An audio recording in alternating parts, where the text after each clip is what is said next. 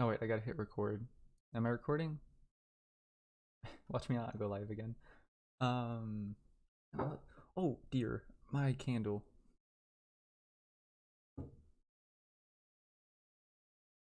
That's nice. I could probably move it like. Oh my gosh, I have so many index cards. Hello. Hello. Oh my index cards are all over the place. I got like this napkin.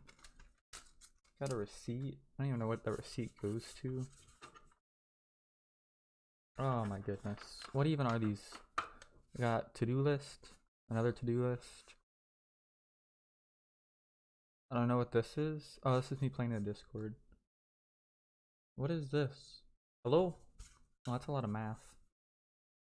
Alright, that looks awful, but sure.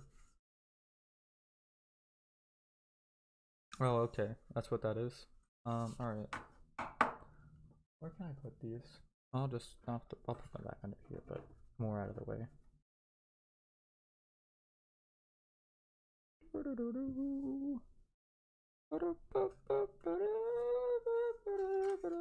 What's this receipt go to? Hello?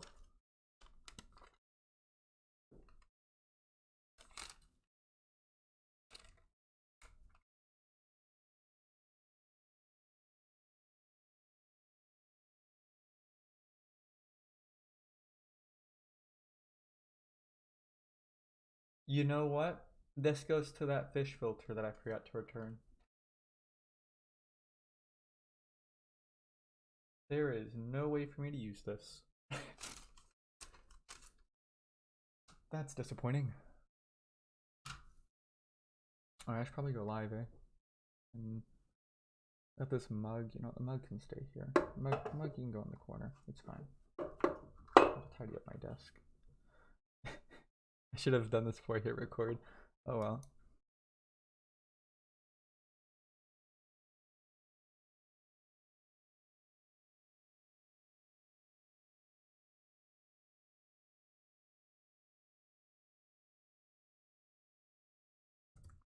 What do I want to call it? Like, I don't know. Pop by and chill. Just doing sprites. I don't think I want to tag this as game development, right? Because I'm not actively. My beard is like, there's a pointy bit right there. How did that happen? Alright, so, I don't know, we'll do, is there a tag for a pixel art? There is. Um, is there a tag for being chill? No, there's not. What about being cool? It's not applicable. Dang it. Oh dear. Um, what even are there? Oh, they're 3D printing live streams? That sounds awesome. 3D modeling? I'd watch that. I need to start 3D modeling. Glitched. For streams with an emphasis on taking advantage of in-game. Oh, so it's like the spiffing Brit. Okay. Indie music. I got jazz. Oh, you know what? Hold on. Oh my, what? There's not gonna be any. There's a jazz one, but there's no lo-fi tag.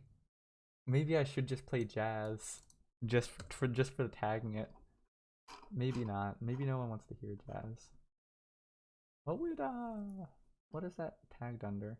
Latin music, metal music, music, alternative music, music production. Do people do that? I guess like guitar players. Soul music. Fucking, no one likes soul music. Soul music, is that what I'm, soul music's like bluegrass, right? Fuck soul music. Hunting? What? Oh, achievement hunting. Okay. That's very different. I wouldn't really qualify this as digital art. You know, it's fine. Um, I'll leave that because I might be doing like I might go into the game editor and like mess with some box colliders and whatever. Um, am I good? Can I go live?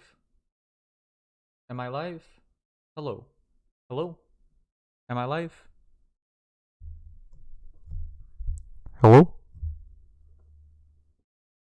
I think I'm live. I don't actually know. Oh, I gotta move this candle. It's like covering up my desktop icons. I need to get smaller candles. Hello, I am back. I am not dead. And you know what?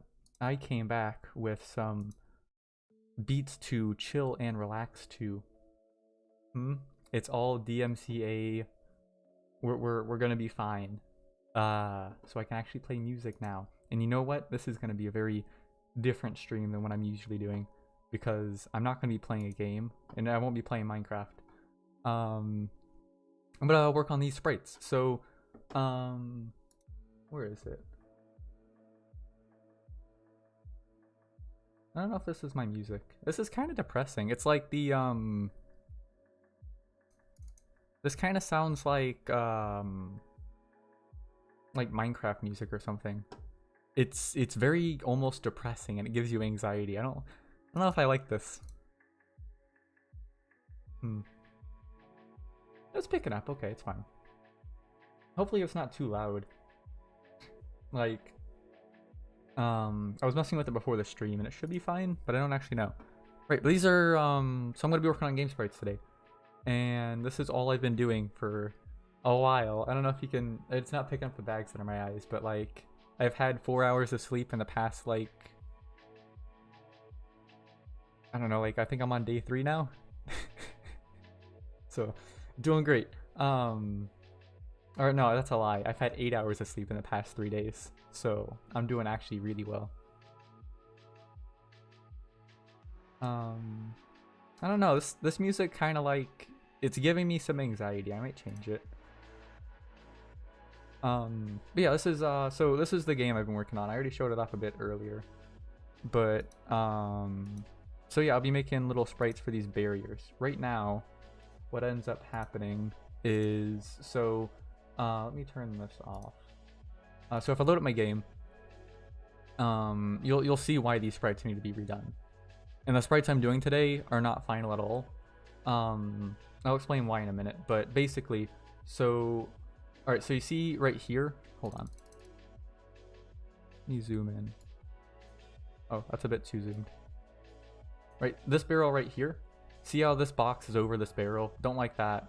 Same for this one, and then it gets even worse. So if I whack these, go away, no one likes you. Okay, so all these sprites need to be done. What else? Let's zoom out. I need to redo all of these. All these wall tiles right here, they're all going to be completely redone. I need to do some coding stuff before I redo the wall tiles, because the way I handle them is going to be a bit different than what I'm used to, and I don't know how to code really efficiently. So I'm not going to do that today. But all these little boxes, this is what we're going to be doing today. It's just all these boxes. And maybe do like, I used to have, so in Unity, there's these things called, you can get an add-on that Unity makes, and it's like it's like a lighting thing. So if you've watched, if you've ever seen someone play Darkwood, the sort of lighting stuff they do, let me turn it on. Player, light 2D, let me turn off the sun. So, see how like it does the sort of Darkwood thing where it's like, you sort of, oh my gosh, this guy doesn't die. You sort of like peek around corners and it casts shadows and stuff, and it's really dramatic, right? I'll probably be doing a few of those. What I used to have little lights on all of my objects, like all these little blue bits, like right here. Well, let me zoom in. All these little blue bits right here, these all used to glow, and then I redid all the assets because I didn't like the way it looked. So I need to redo all of them. Yeah, that's what we'll be doing today. And I probably won't talk as much just because, I don't know, maybe I will. I'm kind of rambly. Let me make sure I'm actually live. Am I live? Hello? How do I check? Twitch? I'm always so paranoid. I'm on like, I don't live in student housing, but I basically do. And so my internet's like garbage. I am live. Okay, cool. Right, so this is all I've been doing lately.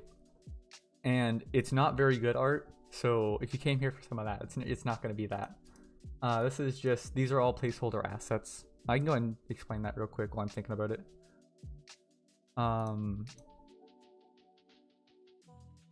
Unity projects, maker test, assets, sprites. Where are my walls? There they are. So, this is a different game I was kind of working out, but not really. And so, all these, all right, so hold on, let me figure out how to explain this. So, this will be the best way to explain it. Let me take this, copy it, and paste it on there. Okay, so this is what I'm talking about. So, if you notice, I have a lot less pixels in this box than I do on the sprite sheet for a different game. And so what I'm going to need to do eventually, all the assets I'm going to be making today are just placeholder, and this is why, because so all the assets I'm using right now are 32 by 32, and ideally they would be a bit bigger, and they wouldn't be perfect squares either. So I'll need to go through and redo a whole bunch of them, but I'm just trying to like get something. When I do projects like this, I don't do the most efficient way. I just do a very thorough way, because I'm still learning what I'm doing. So placeholder assets need to look kind of nice. So whenever I pick it up, a few months from now, whenever I start working on it again, I won't look at it and think how horrible it is and just start from scratch. I need to like have something actually somewhat competent looking, which is why we're gonna spend time on this. I don't know why I'm justifying this to people that aren't even watching, but you know, I'm rambling, and this is my excuse to wear makeup and talk to myself. So let's see, and I can explain some thought processes I've had while I do this, I guess. I'll do that in a minute though. So one of the things I've been doing, so do I have the old asset sprites things? Sprites? I don't. Let me see if I can pull up an old screenshot of what this used to look like.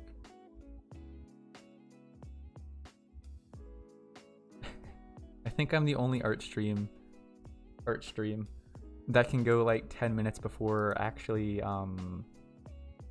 even doing any drawing. Right, this has to be a record. Hold on. Sorry, I gotta scroll through. Here's one. Alright, so I gotta find some old screenshots of what it used to look like before I did the before I started doing all this, just so I can provide proper context. Here we go.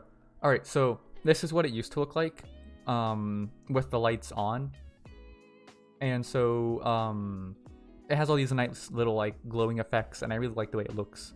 So we're gonna be doing a bit of that today, but also if you notice, all these are very flat sprites. They have no so these are 2D, and the way I'm drawing now, these I would consider like 2.5D. So they're a 2D sprite trying to imitate a 3D object without actually being 3D, which is that's what 2.5D is. There's varying like success rates of 2.5D or however you want to explain it, but that's the general gist. So what I'm doing, I have to take this is what it used to look like. I need to take all the old sprites and make them into a 2.5D version. So that's basically what I'm doing today. I don't know, it might be interesting though.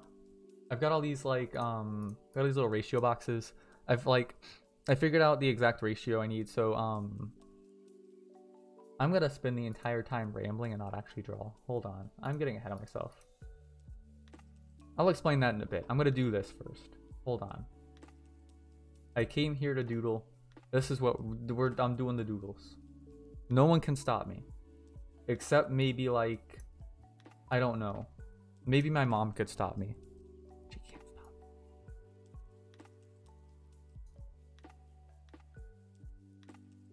I can talk about this software, I guess. So the software I use is called Metabang, and it's not like made for pixel art, but it's pretty decent for it. So what I mean by that is, so on a lot of, this is a painting software. On a lot of sort of digital painting softwares, you don't have toggles for things like anti-aliasing. So like what that does is, say I'm trying to do pixel art and I've got like my brush size is 3 pixels. See how it has like this aliasing effect? That's awful. You don't want that when you're doing pixel art. At least the way I do it. Maybe some people do. I don't know. I don't like it. So what you want is you want to be able to toggle anti-aliasing in the drawing software you're using. That's the biggest requirement for me whenever I'm doing pixel art, is I need to have anti-aliasing off, because I want to control what every pixel looks like. That's why I'm doing pixel art. So yeah, you can turn that off, and you can do like you can zoom in quite a bit and just like have a lot of controls over like what the brushes do and stuff. I don't know why I feel the need to justify this, like why I'm using the software. I come from a household where I get judged a lot and I need to explain myself, okay? So deal with it. Let's see. So what I'm doing right now, the way I've been doing these, so let me find a barrel. So the way I've been doing these, so where's the large barrels? Large barrels. So you'll see this is a pretty flat circle. What I do, or the way I found it works with the with my little ratio boxes and the way I want it to look, is I need to take this, I need to raise the lower edge, so right here I need to raise this up a little bit, and I need to bring the lines of this upper edge downwards, just to make it look like you're peering into it. And then also I need to give it a base and extend the base downwards an equal distance to the it'll be easier if I just do it this way. Hold on. Small barrels, ratio boxes, generic. So I take the flat sprites that I started with whenever it was a 2D game, and I draw an outline box of how big that sprite is. And then I take that and I move it downwards. So I copy it and I move it downwards. So it's like a 2D object stacked on, like it's a 3D object, but you're viewing it at a weird lens like this. And so what you can do is I do a lot of math when I draw. So what you can do is, if you make it so that the wide side of the what's it called, if you make your wide side of the sprite say like equal to 2, and you make this little intersection bit equal to like 1 or whatever. I forget how I did the math here, but oh yeah, so when they cross over, if this is a 2, this needs to be a 1, and this needs to be a 2. And that's the perspective I'm using. So this is like the way I'm making it look like it's peered into. This is how I'm doing it. I'm still not on a lot of sleep, so don't expect better explanations than that. That's what I'm doing. I feel like an old man. Maybe I should just do you think they have like, are there grandpas for hire? Think I could be a grandpa for hire? I mean, I'm not getting hired for anything else, or no, I got a job, but I don't know. If I was gonna sell myself, you know, that's the only way I'm doing it. You know, I gotta be a grandpa for hire. Think there's good money in that? I could tell you war stories about Nam. No? The full grandpa experience is not. I could also I could be a cool grandpa though, right? So a lot of old people have like they grew up in a much more racy time. I could be the cool grandpa that's not super racist. That's my selling point. Maybe not. Alright, so like this one is pretty done. I don't like the way I don't like the way this looks, in all honesty. So I might go through and change that, but it's fine for now. These are just placeholders anyway.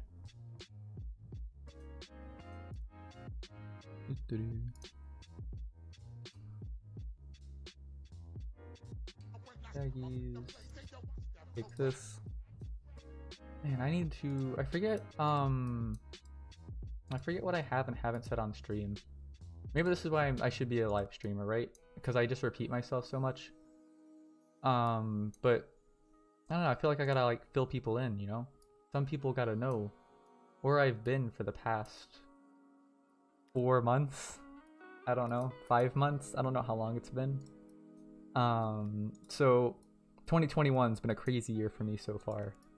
Not only so in the span of like a month, right? Or yeah, in the span of like a month, I got a new girlfriend, I got a new car, I got a new job. I just everything's like, I feel like I'm living someone else's life right now. It's crazy. So 2021 has been a crazy year for me already. So this is why I haven't streamed at all. Is I just been like too busy with other stuff, and then also the Discord I sort of like kind of moderate, kind of own. I don't know. I try to be relaxed about it, but it's an actual server now. I've got people from like I've got the moderators from like Boss Fight Universe and stuff joining the Discord. It's just everything's so crazy right now. It's too much for me to handle. Everything's moving too fast and I'm not ready for it. I just wanted to chill in my PJs and like draw some really bad sprite art. I didn't ask for this. Oh, you know what? I'm dumb. I need to move this over by one first. That's the wrong one. Boop. This won't take too long. And then I kind of want to like show, so like I don't know what I'm doing with Unity, but I still want to show off things I find neat. So I feel like someone that actually knows what they're doing with game development is gonna tune in and be like, oh, actually you're doing it wrong, because if you did this and this, and if you are using floating point units and stuff, this would be way more efficient from a code perspective, and you know, basically just give up now. I feel like that's gonna happen if I show off too much cool things I find about Unity. That being said, the indie game development community is like surprisingly they're surprisingly chill, right? Because like you'd think there would be a sort of competitive element to the indie game community, because they are kind of competing. There's only so many games people are gonna buy, etc. So in a way, every indie game developer is competing with every other indie game, right? There's only so much to go around. But it's a surprisingly chill community. Like they're like a lot of the people in indie game development, they care, like they care about money, sure, but I get the general vibe I get is they mostly just want to have cool games to play, and they enjoy game innovation as a whole. So it's I don't know why I'm so paranoid, basically is what I'm getting at. Because I feel like if someone who knows what they're doing with Unity popped into this chat and they were like, hey, you're being dumb, they would explain why I'm being dumb too. You don't get a lot of people that just tell you you're being dumb and not help you. Basically what I'm saying is, go try making a game, but do a better job than me. Because I don't know what I'm doing at all. What am I even doing right now? I'm trying to make these wider. I'm trying to make this one wider. I need to make sure when I'm doing this, I need to be conscious that I'm not so one of the things, I'm like really detail oriented. So one of the things I like to keep up with is like, so all of these boxes, I've taken this sort of you can think of these as like the sort of hitbox or whatever for my drawings whenever I'm trying to plan out how the drawing looks. So it's like the 3D total 3D volume it would take up.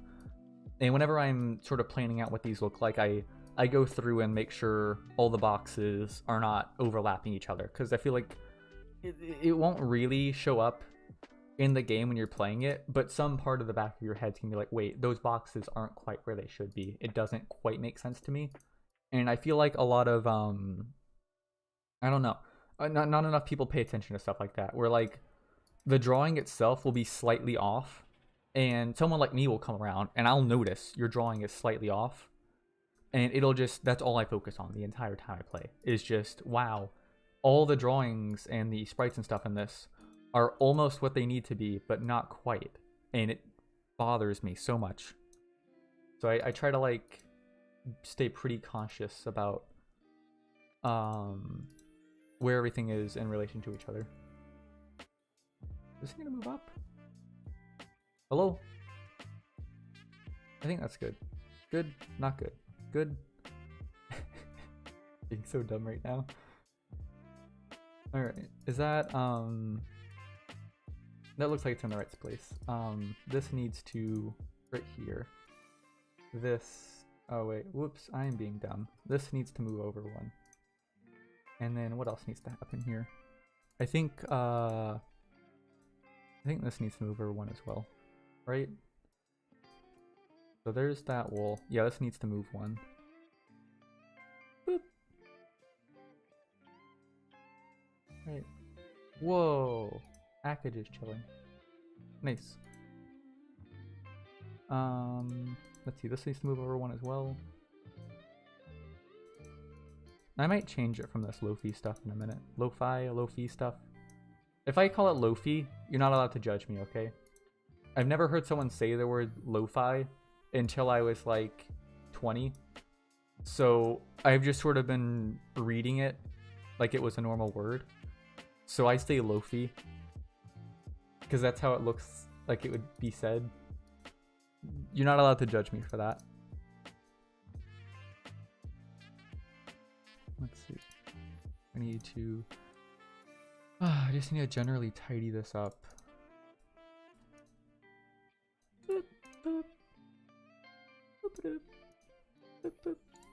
Oh wait, that goes there. Oh, you know what else? So I need to I forget. I've listened to like a lot of newer music that I haven't like. So every so often I'll get really fed up with my playlists. I don't know why I keep toggling this. It's just, it's kind of fun to do actually, but I need to like figure out what I'm doing. So I've been listening to a lot of weird, like, just interesting music or whatever, and you get a lot of bands that like, I guess if you know about music or whatever, it doesn't surprise you. But for me, there's a surprising amount of crossover between bands I just wouldn't have considered. But I'll be looking through like their you know, who are some similar artists to this person because I like the way they sound, and there'll be like the weirdest crossovers that I wouldn't expect. Like I think Group Love did a concert with Starfucker, and I wouldn't have expected that. I think that happened. Maybe I'm misquoting here. Maybe I'm spreading misinformation. I'm everything wrong with this world. I'm sorry. Alright, so I can go ahead and... Where am I cutting off? I'm cutting off starting here. That is not the right one.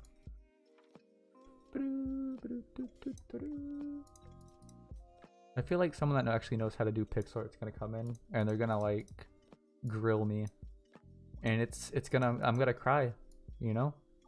I don't mean to be a little baby, but I'm kind of a little baby, and if someone looks at me wrong, I will just start really violently crying and probably shitting my pants. So just don't, please. It's embarrassing. Oh, let's see. Oh, you know what? That's the wrong layer. Oh my gosh, I got my layers wrong, guys. I'm so sorry. I'm so dumb. I can't believe I got my layers wrong. That's got to be like a so you get like the coding guy or whatever, and he's like, well, actually, if you made that into a quaternion and you multiplied it by a float value, or you got that guy, and then there's got to be like an art version of that, right? Just the snob that's like going on about like complementary colors and shit. That's got to be a thing. I feel like someone like that's gonna pop into my chat and just start really roasting me, and I'm gonna look so bad. I won't be ready for it either. And you know what? The entire time they're roasting me, they'll be right too, and that's what makes it really bad. Let's see. Well, I don't even need this line. Go away. Or someone will come in and they'll be like, you know what? You're actually using the software really weird, and this is how you should be using it. If someone wanted to come in and do that, I'd actually appreciate it. Alright, so everything left of this line. That's not the right layer. Everything on this side can go. I might switch it over from this in a second. I don't know, maybe lo-fi is okay. There's a whole bunch of like, hold on, I'll show you guys. So on my quest to find, because I'm paranoid about copyright stuff for no good reason, right? Because I don't even have an audience, but I'm still paranoid about it. Because I feel like when you're just getting started off as like a streamer or whatever, a content creator, that's when you should be most worried about things like DMCA copyright takedowns and stuff. Because what that means is, so if like a Markiplier or whatever gets a takedown for that, they can probably find some way around it. And I'm not saying it's like nefarious or whatever, but if like Markiplier got taken down for copyright reasons, right? He could probably, through either buying a license and working something out, and Twitch will be like, oh, okay, you actually had the licensing, whatever. He's gonna be fine. But like when you're first starting off or whatever, and you're just trying to like do it for fun, you got nothing. So you get taken down, that's just it. You just don't have a channel anymore. That's like the YouTube horror stories where someone loses their entire YouTube channel. That kind of thing, but on steroids. I feel like that's how that goes down. So I am really paranoid about that kind of stuff. Alright, let's see. I can explain I have my sort of plan for how I handle these massive craters I'm putting in the boxes. I have sort of mathematical way I deal with it or whatever. I do a lot of counting and stuff. It's not like I can't be the only person that does a lot of counting when they do pixel art stuff, right? That has to be like a universal thing. I don't know how you would. You know what bothers me? Okay, so there is a difference between pixel art and low res art. Okay, and a lot of people don't seem to understand that either, and it makes me so mad because on Reddit I have like I'm following subreddits like pixel art and stuff, and you get so much low res garbage in that sub, and it's like it looks good or whatever, but it's not pixel art.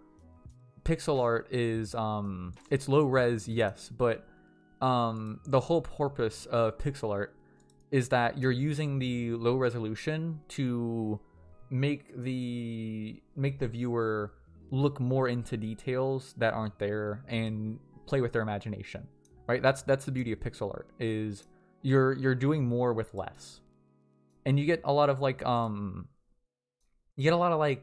low res garbage where it's like it's a fully fleshed out drawing, and there's a lot of like large flat surfaces where they've done nothing with color variation, and it's like you can tell they just didn't feel like doing a larger photo. It's not that they're doing pixel art, they just were too lazy to do a photo larger than what they did.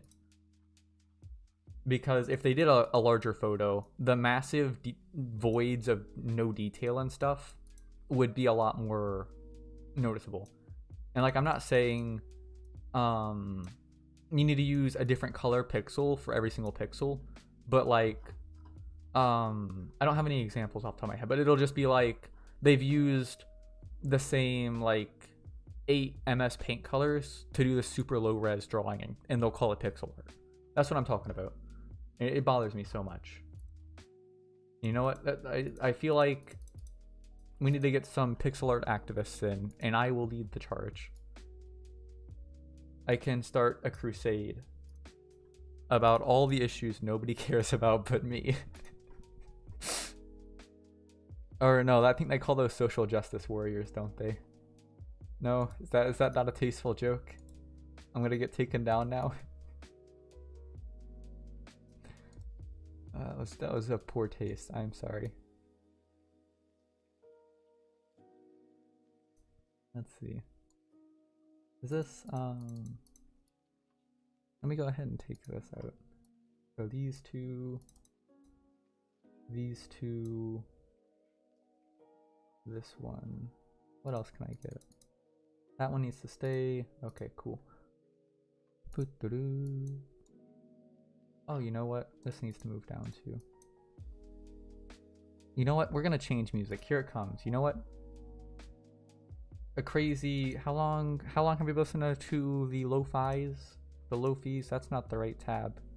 Where is Streamlabs? Streamlabs. Half an hour of lo-fis. You know what?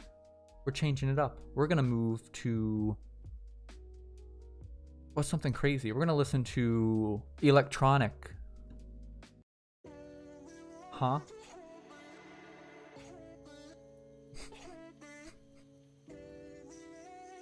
Oh yeah, this is my jam. Is this what all the is this what all the trendy people listen to? Huh? I could be a big streamer with my mechanical keyboards and my electronic dubsteps.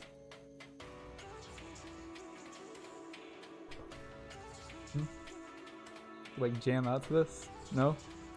Okay, no. Okay, I'm going back. We can listen to some jazz. No, I said stop, please. Listen to jazz. Oh, you know what's great? Because it's capturing my desktop audio, and I have my microphone set up kind of like a shotgun mic. Or I've got it on like that setting for this mic. I can listen to my speakers very quietly, and it won't pick up on the mic because I have like a noise filter. I have a noise gate and stuff.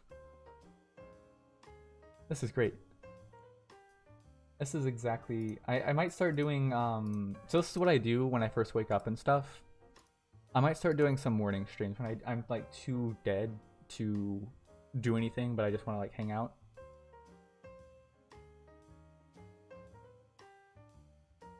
Also, I probably won't be doing so in all my other streams. I have like really heavy eyeliner, and what happens is I use really cheap.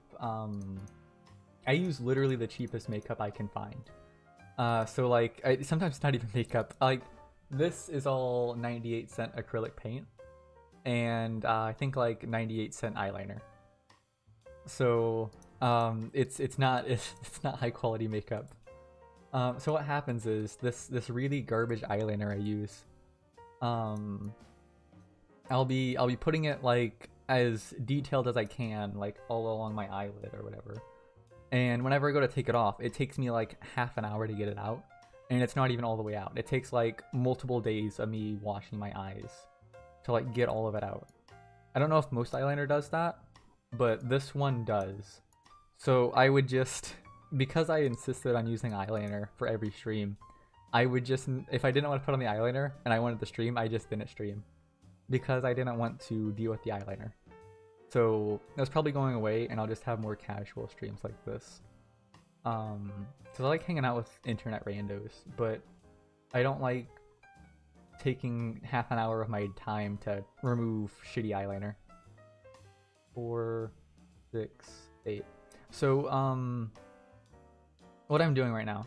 So the way I handle the way I have this sort of effect here where it looks like you're peering into the box. This little I'm a hands talker, and I can't point at the screen and have you see it. That's upsetting. So this right here, this little bit is this segment right here. That's 8 pixels. So what I do is, because, so there's a lot of ways to do 2.5D. I'm doing it head on. A lot of 2.5D is isometric. So like Hades, that would be a 2.5D isometric game. Or at least that's what I would call it. Maybe I'm wrong. I probably am. But, right, so that's what that is. So I'm doing it head on though. So whereas in Hades or in most 2.5D games, you would have your left side, your right side, and your top. I just have the front and the top. So I can't make it look like you're peering in from the side because that breaks the viewport or whatever. It makes it look really janky and off-putting, and it just looks awkward. So whenever I make a barrel like this one right here, like whenever it's broken like this and you're peering into it, it needs to be head on, and I can't come at it from the side like I would like to. And that's just one of the limitations with the way I've decided to go about this. But I think it's gonna pay off in the end. But so yeah, that's why I can't rotate these and like look into them, because it just it would break the way I handle everything else. That's also why I draw a straight line all the way down. You know what? That was awful of me. Let me handle on this layer. 1, 2, 3, 4, 5, 6, 7, 8. Need to go down 2. It's like the it's like when you're playing Minecraft and you need to plot out where the like where the circle is and stuff. This is what that's like. So let's see. I would go down, except there's a 1 gap here, so 2. And then in addition, there's 3 more right here. So 3, 4, 5, right? So I need to like go from here. I don't know why I'm counting this out like this. This is what I was trying to say. I need to do that.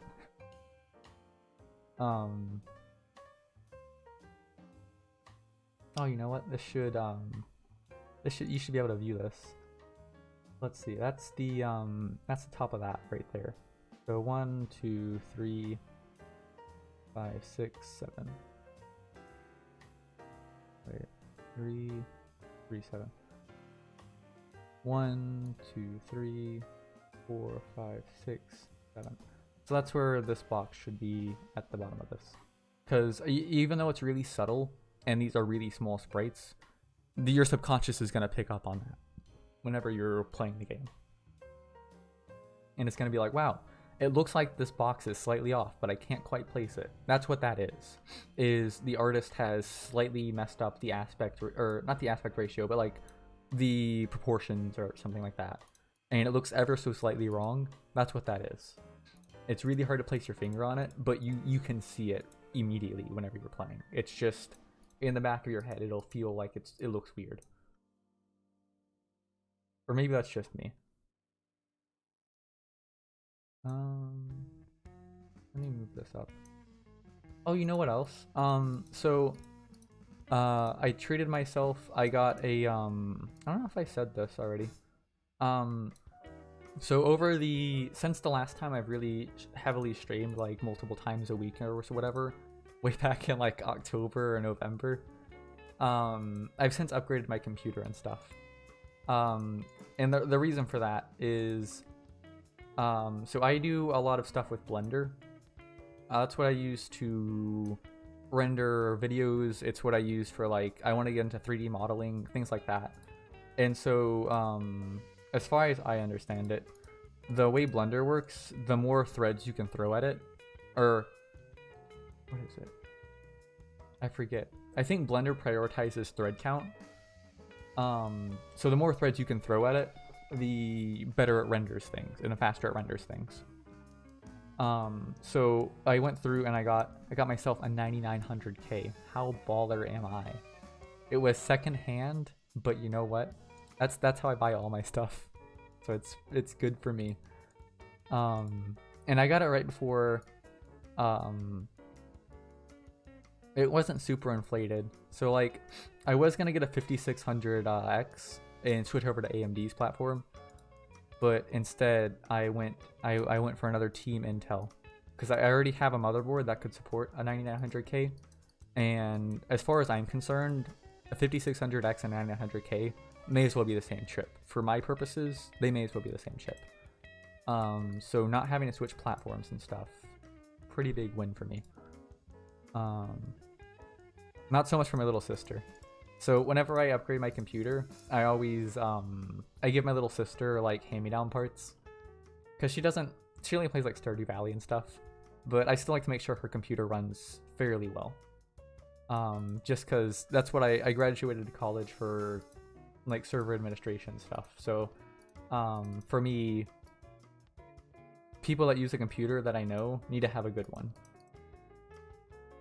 So I try to do everything in my power to make sure people have decent computers that I know. And so I just give her like pretty decent hand-me-down parts. Like I think right now she has my old 8600K. No. What does she have? I think she does. Hopefully she doesn't knock her computer around. I think I fixed it. The 8600K I used to use. Yeah, I think I did put it in her system. I did something. Or no, she has... Someone has a 4790K. I don't know what computer it's in. Someone I know has that.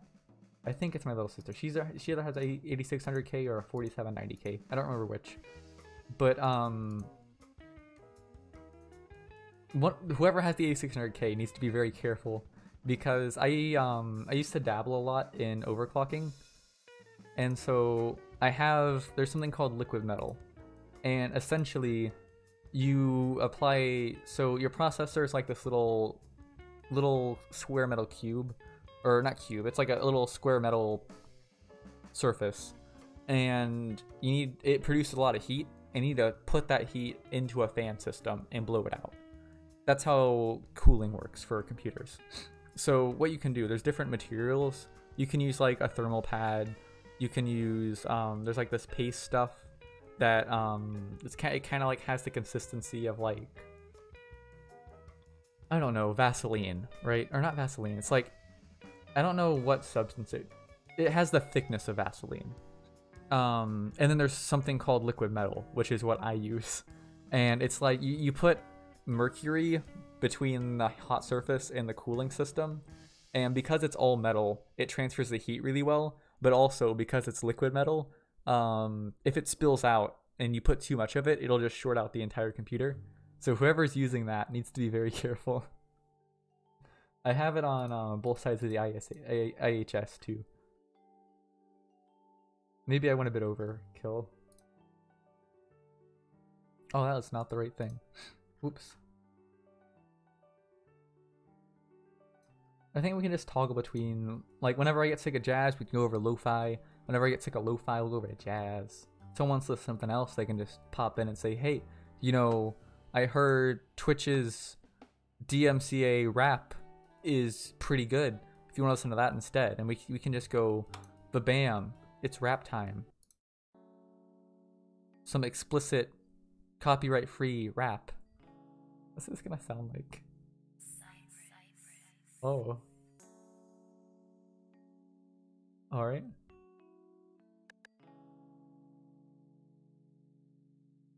It says it's explicit, so I'm waiting.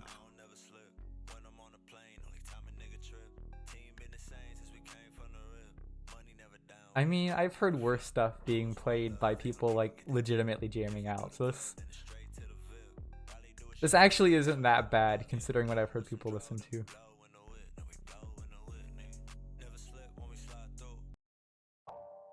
We're going back to lo-fi. Or no, wait, hold on. I meant to do jazz. It's not lo-fi time yet. We just got done listening to lo-fi. Surprisingly okay copyright-free rap. It's not what I would jam out to. It's not quite the good stuff, but it's pretty decent, I would say. It was at least, it's not the worst thing out there.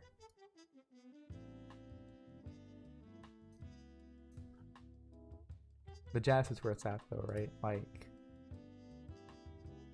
this has to be the best copyright-free music. Because, like, you can't really mess up jazz. It's just nice.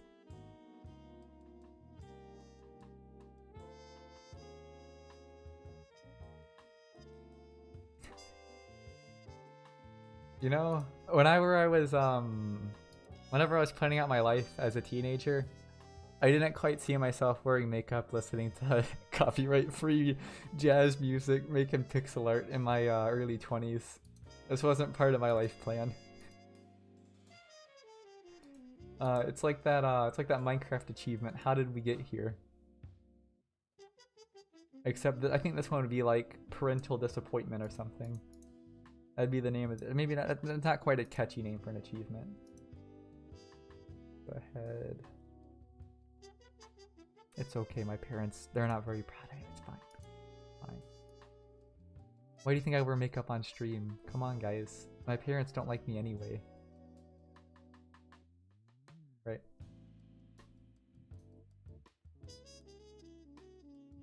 Oh, you know what? I fucked it. I fucked it. I fucked it. I gave it the old what for, and it was not ready for the old what for. It was ready for the what for. Or it was ready for the four whats. And you know what? I fucked it. I sprayed man juice all over this drawing, and it's never going to be the same again. Let me go ahead and fix this. Needs to be like that. Alright, it's fixed. That can be fixed too.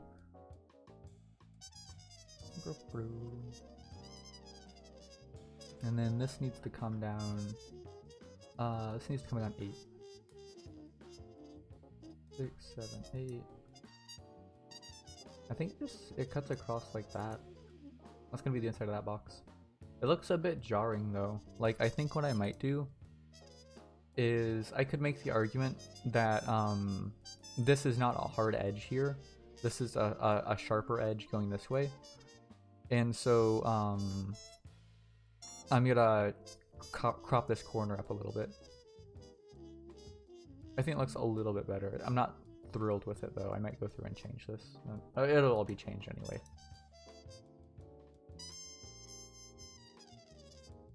You know how I've been watching a lot? There's this YouTuber called, I think it's like City Planner Plays. If you ever need something to like relax to, it's like, it's a literal, I don't know if you can tell by the name. It's someone who's like, their whole job is being a real life city planner. And they just go around and like, they play City Skylines. That's the whole plot of his, channel. And it's beautiful.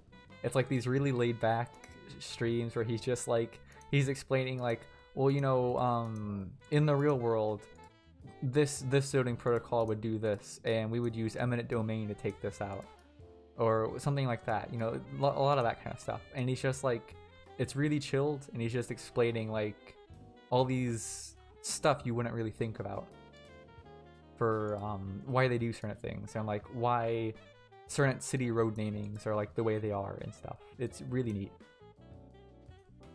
That's what I watch whenever I'm just relaxing. Maybe that's why I don't have any friends. Okay, this is what I can make online friends instead, right? It's fine. Oh no, my camera died. I bet it froze on like some really stupid expression too. Sometimes whenever I'm streaming and the camera dies, it just freezes frame. And whatever my last facial expression was is what it's gonna be until I switch it back on. I'll go get a new battery in a second. Let me finish the Sprite here. It's not a huge concern anyway. I don't think anyone's tuning in to see my face. I don't think anyone's tuning in at all, actually. It's fine. I hope you know, people on the Discord, if you're watching this, I'm streaming right now because you said to. So someone on the Discord better watch this, otherwise I'm wasting my time. I mean, I'm doing what I would be doing if I wasn't streaming, but I'm wasting a lot of like brain power thinking of stuff to say, you know? I'm not a talkative guy. This is big personal growth moments for me. I think they call that, is that big poggers on Twitch? Is that a poggers moment? I'm trying to learn Twitch lingo. Maybe I can be I can be like Ninja, but for indie game development. I need to be the change in industry I want to see. I gotta rise up for my gamers, my fellow gaming comrades. Who is that? Oh, Ack, it's just playing Mario Kart. Whoa. I haven't played Mario Kart in a long time. It's like I don't own any like the only Nintendo console I have is like my DS. Actually I have a 2DS. So I'm pretty recent actually. I don't really use it. But I have the Mario Kart they released for the DS. And that's the only Mario Kart I've played really ever. I'm pretty good at it though. Hold on, let me go get a new camera battery. I'll be right back.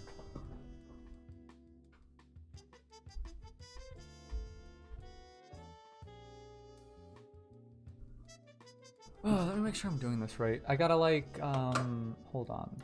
Streamlabs? I gotta like turn this off. And then it'll say like EOS or something. How does it work?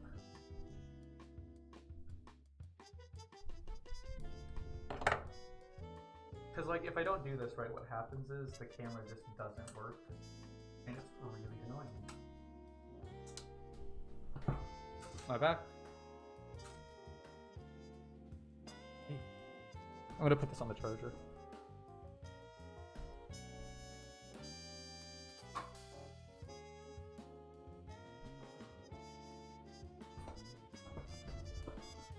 Oh, you know what? Hold on.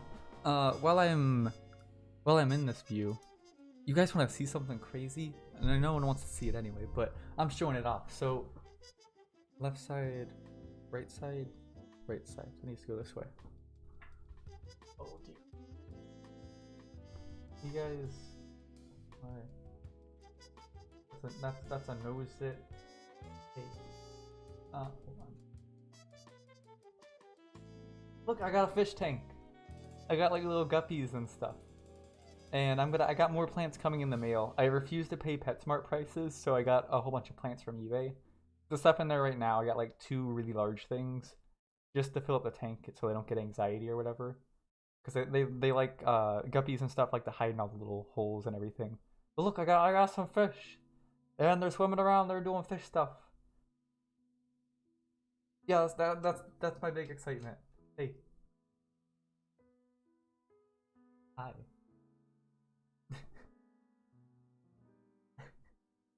How do I... There we go. How do I get break this one? Oh, now I gotta readjust my camera position. I shouldn't have done that. This way? It needs to go this way. Okay. To the left? More left. More left. Is this good? Yeah, it's pretty okay. I don't think it's where I was before, but like, it's probably fine. What was I talking about?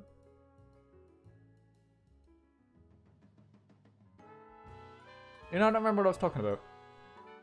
Like, no way.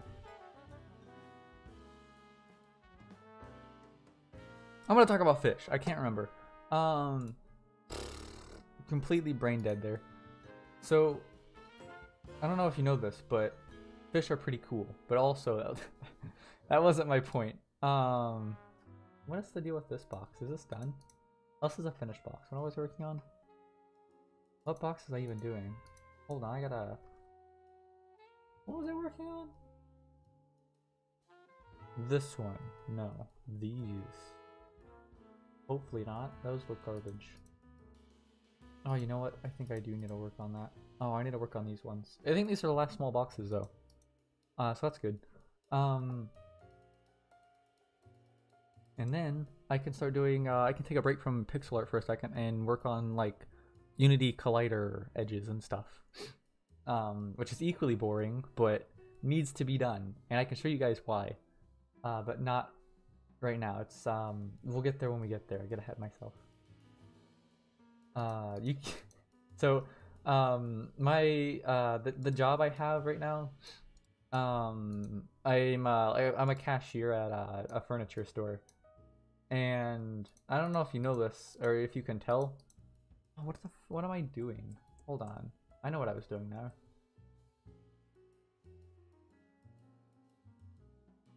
Oh, I was being dumb. That's what I was doing. Oh, that can stay. Um, so I am like a really not sociable person. I can do it online. I can talk online perfectly fine, but like in person, um, I get really nervous really easily, and especially like if I'm doing like a retail job, like being a cashier, I feel like people have better things to do than wait for me to bag their items. So what ends up happening is I get so nervous I'm wasting someone's time. I just like I'm like doing mathematics to figure out the most efficient way to bag their items and like how to wrap them really efficiently. But then also while I'm talking to the customer, I'll get super ahead of myself and like I'll forget to hit the credit card button, or I'll forget to I don't know, I'll forget to even charge them, or I'll almost forget to charge them for item. I haven't quite messed up that badly yet.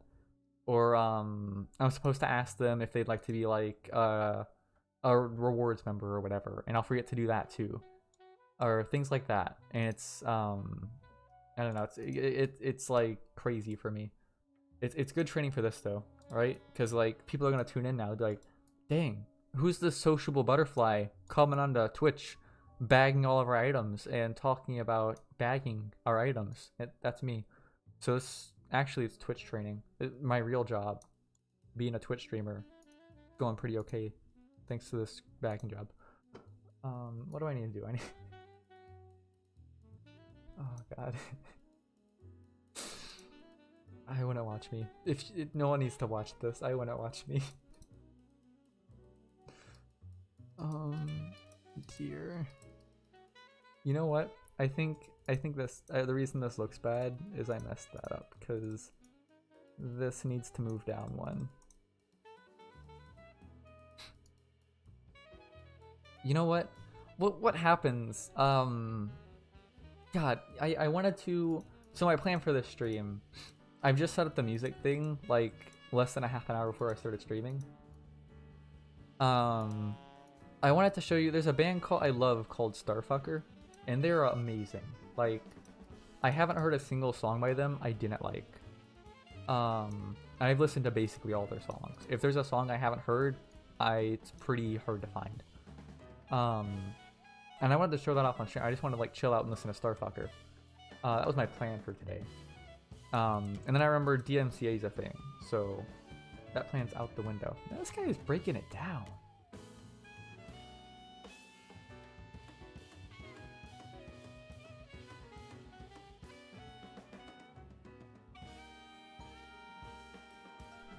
Pretty good, you know? I'm not so upset about Starfucker anymore. These guys are breaking it down.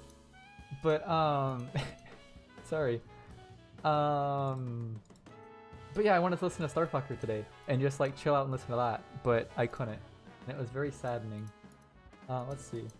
So this needs to move one to the right.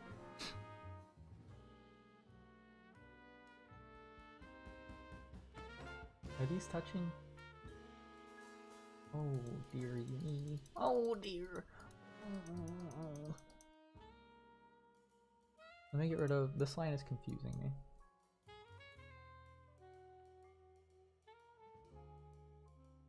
Alright, so this one here needs to move to the right slightly.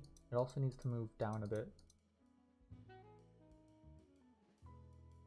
It needs to move down one, over one. Alright, good. Little things like that. I really try to pay attention to those.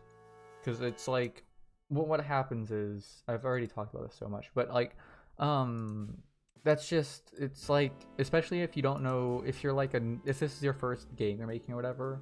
Not that I know what I'm doing because this is my first game I'm making, but I feel like a lot of first time indie devs, they fall apart at little things like making sure their sprites look like they're all proportioned well and stuff. And that's what really kills their game. It's not that the mechanics are bad, it's not that the game wasn't fun. It's that the person in charge of the art team, maybe it's them, because a lot of indie devs are just solo devs. like me. And so what happens is they're a coding person, and they need to just throw some sprites for their code to do really cool stuff with. And so what you get is like someone who's maybe not as nuanced with the way proportions and things interact with each other, and it'll be a really fun game, but it just falls apart so badly with things like the way the sprites look and stuff, and it sucks to see.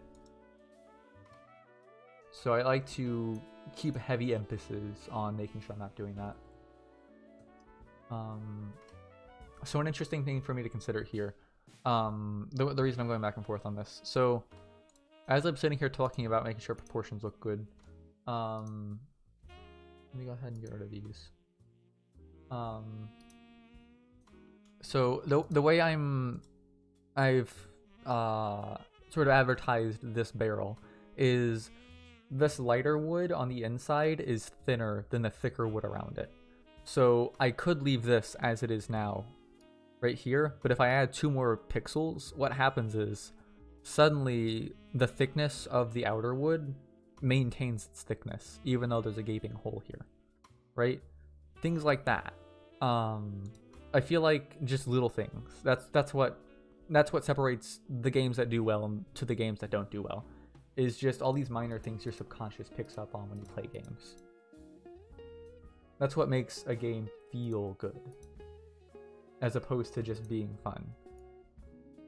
Because you can have a fun game with neat mechanics that just doesn't feel good to play.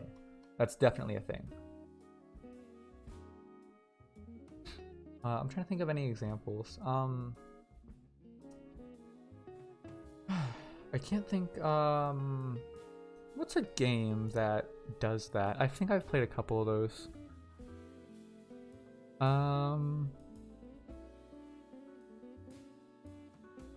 I can't think of any in recent memory that I've played. It's definitely a thing though, where like it works out that way and it sucks to see.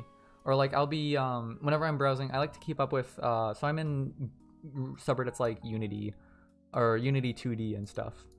And I'll keep up with games as they're being developed by the developers, because they'll post on those subreddits like, hey, look at this cool thing I did. And you can tell if you're playing that game, like, it looks mechanically really good, but it's not quite where it needs to be. And things like these little details, like making sure wood it looks the thickness it's advertised as and stuff. That's where that comes into play.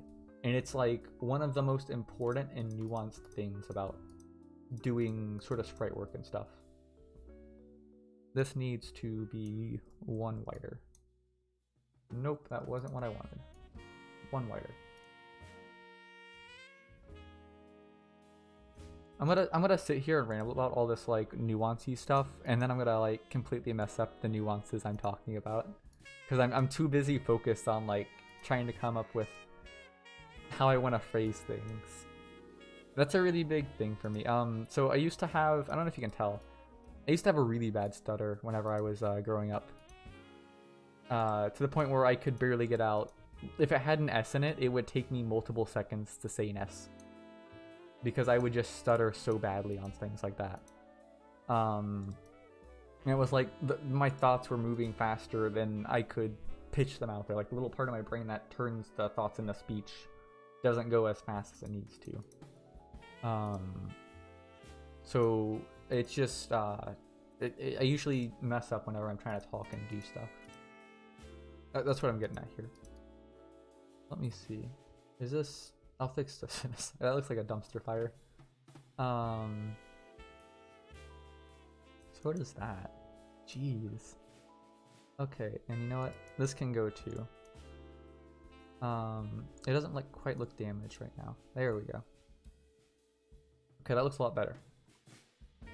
I can work on chipping it away a little bit more. You know what I could do? I could move this here, like that. And then, where is it? This one? That should be right there, right? Wrong pixel. That should be right there. Huh? And so now, right, it looks a bit confusing to look at right now, but it's like it chipped in a little bit. That's what I'm trying to tell the viewer.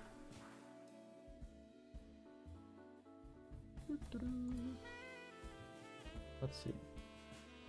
1, 2, 3, 4, 5, 6, 7, 8. This comes up to 2, 1, 1. And the way I do this, it's mostly by math, but if something just doesn't quite feel or look how I want it to, I'll go through and change it. So like this, I'll probably make this into a square edge instead of a rounded edge right here. Just because it won't look the way I need to. It'll look like it's trying to be a viewing angle that I'm not trying to project.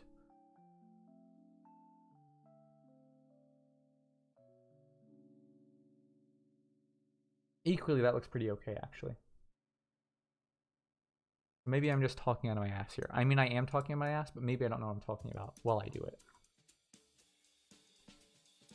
Maybe no one should listen to me, and that's why nobody does. That's what I'm getting to here.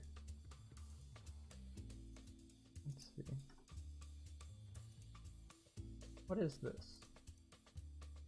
Oh my, look at this garbage. Total garbage.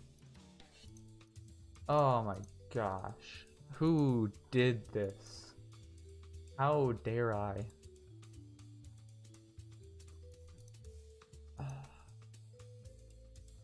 Okay. This gets fixed. You know what I used to do is, so I've got like, I'm super detail oriented, and I've got, I pick up on really small things really fast.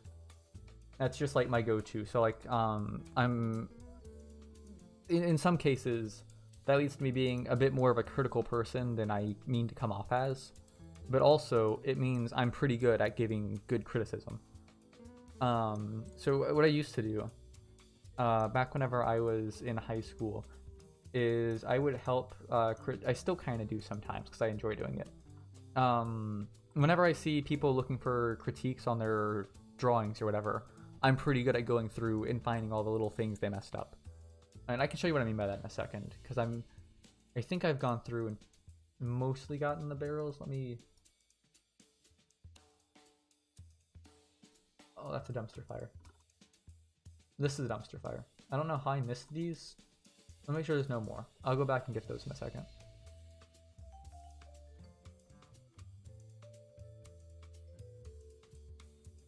Is this supposed to be broken? What is this shit?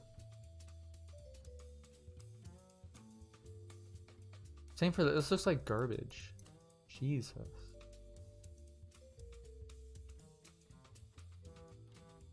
Oh my gosh, it's not even the right layer.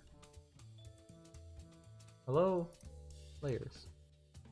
Okay, and so normally whenever you're drawing, you want to be concerned about what you're putting on each layer. Like, for me to just casually start drawing all over the bottom of this layer right here, that would normally be a really bad thing if I was doing like a traditional digital art.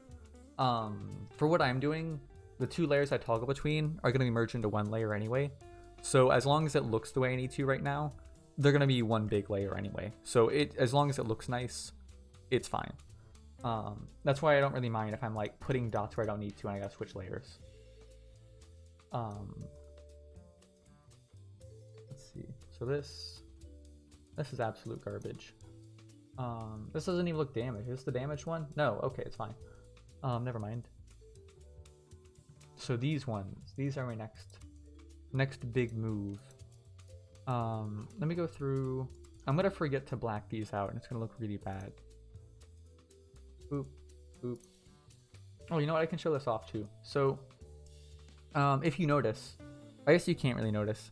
So the black I'm using is like a really, really dark brown. It's not actually black. And I can show you guys how I did that too. So I showed this off earlier today, but there's this ratio thing I've made. And so basically brown and yellow are just I think it's dominant red and then secondary green with a little bit of blue, right? So that's how you get your browns and your yellows, because yellow is just light brown, as far as digital colors are concerned. So yellow is light brown, or it can be light. You can make it a few different ways, but the way I use it, like your warmer yellows, those are really light brown. So the way you can do that is, with this ratio system I've got, I can take these sums and I can multiply them against the ratio, and it'll spit out colors I need to use to make them look all nice and the same saturation stuff. So if you notice, all of these look like they're just getting darker and darker. They're not changing saturation. It looks like the same color, but I'm just adjusting the blackness or whatever. That's what I'm talking about. So what I can do, even though this stops at 250 here, what I've actually got going on, I increment on 80s. And the reason I do 80 as like an increment for the sum is, so whenever you're doing this, you need to make sure your colors are not so close together at a glance you can't tell the difference. You want your colors to be distinct from each other. And I think what I've got going on here, I might, instead of 80, I might use 100 or something for the increments, because it's not quite as jarring as I need it to be.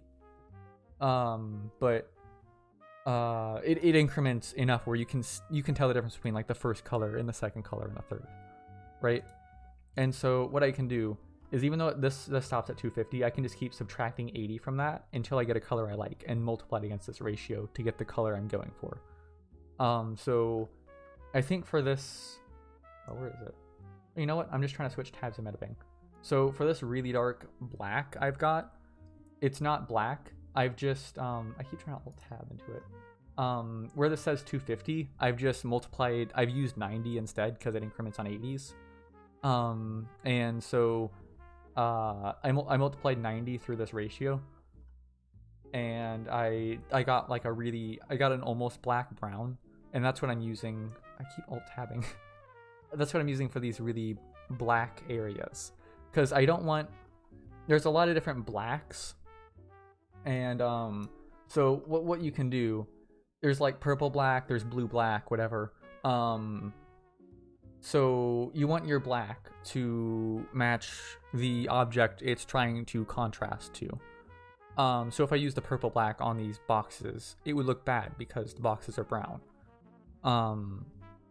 And whenever you're going into this, I like to draw with warmer colors, generally speaking. Unless it's like a science fiction type scene, I like to go for warmer colors. So for me, using like a dominant red color like brown and making that into a black works really well for my uses. It gives it like a nice dusty appearance, and that's what I go for. I want it to look dusty and worn down for the stuff I do. So for me, using this brown black looks really good. Brown black. I don't know why I was going on a tangent about that, but now you know. Well,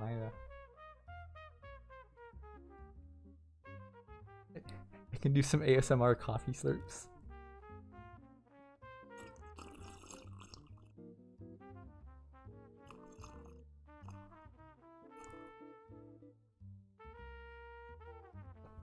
No, that wasn't very good.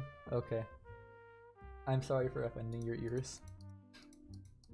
I guess if I was apologizing for offending your ears, I'd be shutting up, wouldn't I? It's a bit contradictory. So I need to take this and move it out one. I also need, let me go ahead and fill this in first, because it's gonna look really confusing if I don't.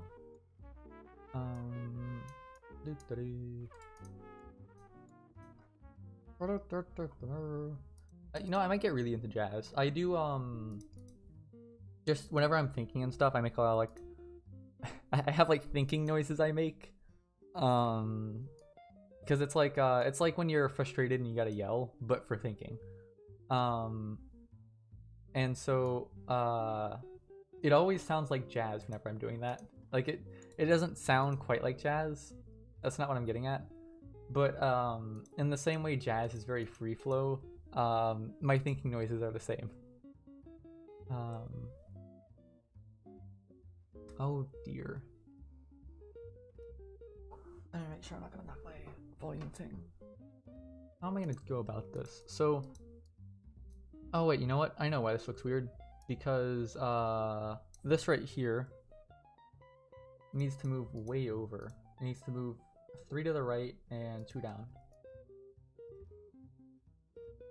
There we go. I was so concerned that this would, like, I had messed up the ratio boxes or something, and it was just, the boxes were going to look like they were rendered on top of each other and stuff. You know what? It's fine. It looks way better now. This needs to move to the right.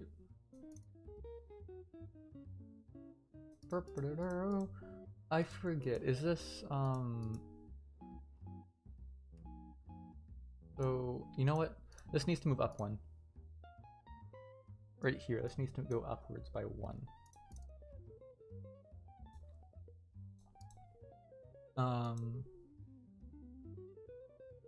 Yeah, that's right. What else? Let me go ahead and fix this. Anytime I break these boxes in half like that by like moving them and opening them up and stuff to make sure, whenever I did these boxes, so the ratio, the way I'm doing these ratios and stuff, it all relies on even numbers. So I need all my sprites to be an even number wide. And so whenever I drew these boxes as flat 2D sprites, they were odd numbers. Because I personally prefer odd numbers. I just like them a lot more than even numbers. So I need to go through and like expand them all 1 pixel wider and 1 pixel taller. Just so that way they're an even number. And that's why I keep breaking these boxes in half and filling in the gap. Because I need to like make sure the sprites are the way they should be.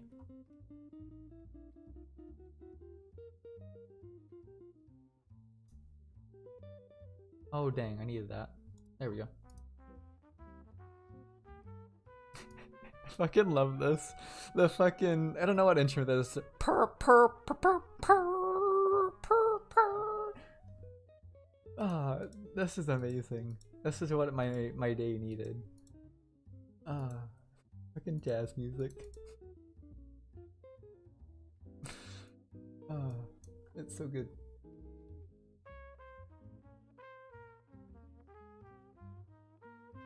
I don't even know what I was talking about anymore. It's fine. Alright, I need to finish doing these.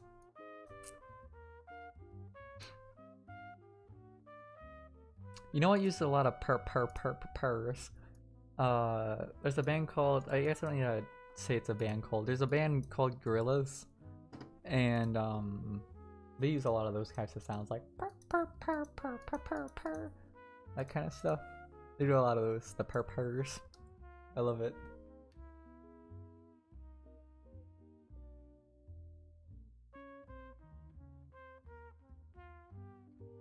Is that all accurate? Let me see here. I want to make sure, is that looks like it's wrong. Yeah, these should be touching. So this, oh, you know what? That's why. I forgot to make this 1 wider. I was like, why is this not working? This is why. Alright, so now we can go through and fix these. And so right now, the way I'm doing these boxes, I'm making them look a lot more rounded than I'll like later. I can go through and fix that, but in case you're wondering why my boxes have these round edges, even though they're like crates, I'm just playing with the art style, I guess. So like, there's a lot of different, like depending on how, I'm sorry for popping on my fingers. I know some people find that really disgusting. It's just like, when I'm doing a lot of keyboard stuff, my fingers get all crampy and they like, it sucks to work with them. I don't pop them. What was I saying? Oh yeah, so it sets the tone, right? So like, that's why mobile games have like, they almost feel like a toy, whereas Civilization 4 feels like a strategy game. Like it feels like Risk, but on a computer, right? And it's because of the way they handle the sprite roundness and stuff, right? So for example, let me go ahead. So right now I'm experimenting with making it look more like a sorry. I don't know what's going. I think the coffee went down a little bit the wrong way, or like some air got trapped. I'm sorry. Horrible manners. But like, so if I take, hold on, let me copy paste this so I can show you side by side.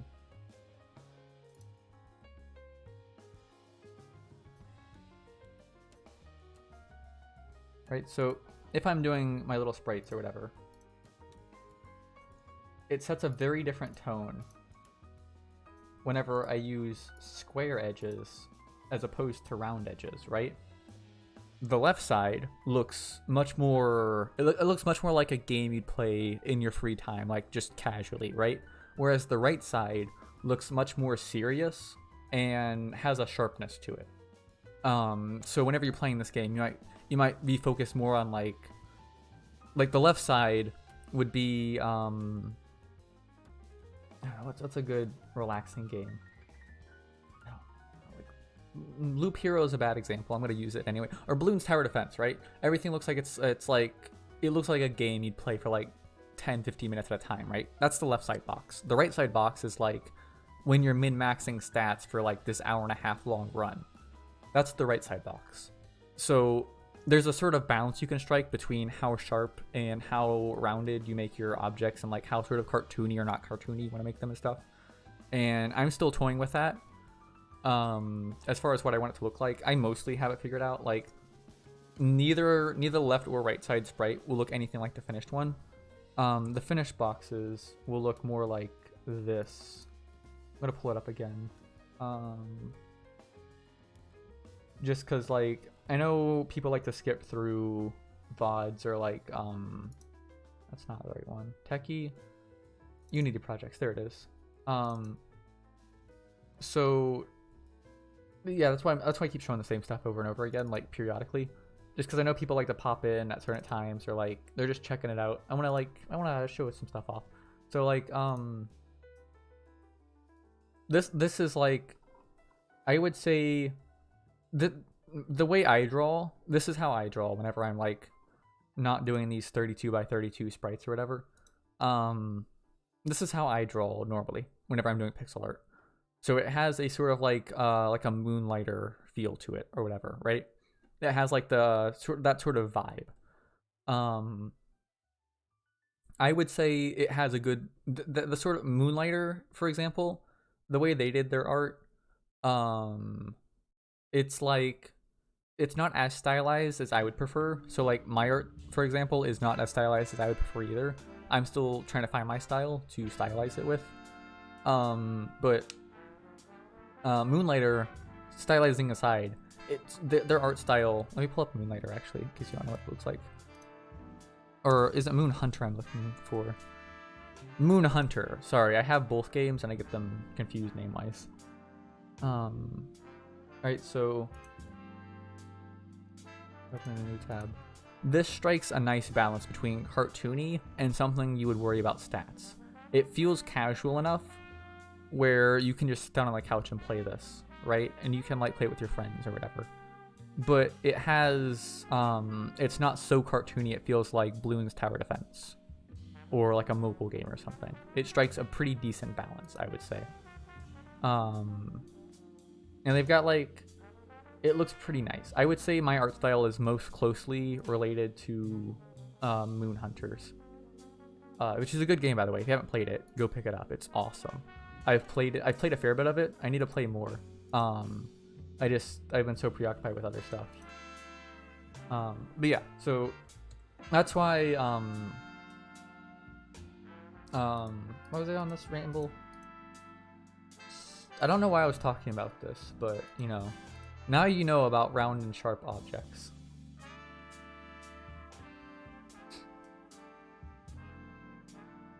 Is this layer?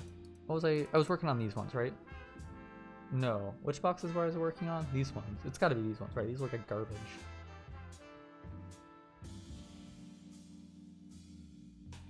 Yeah, it was these ones. Okay.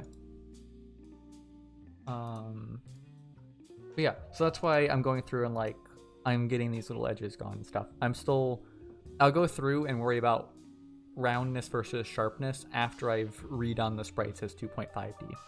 I'm not overly right now. I just want sprites that work with what I'm trying to do. I don't particularly care if they're super detailed or if they've got a good balance between round and sharpness and cartoony and not cartoony or whatever. I just need a sprite that looks it looks the way I'm trying to make it look. In general, very broad strokes.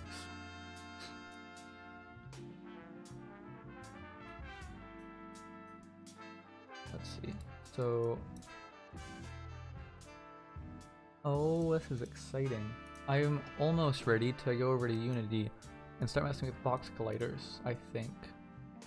I just need to finish these ones here and make them look a bit more spiffed up. So, oh, you know what? That should go there. That should go down. Oh my gosh, this is a long boy.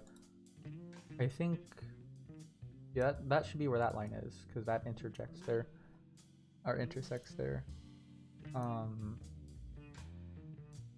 Which means, I would have that like that. So this needs to be like that. I can move that inwards.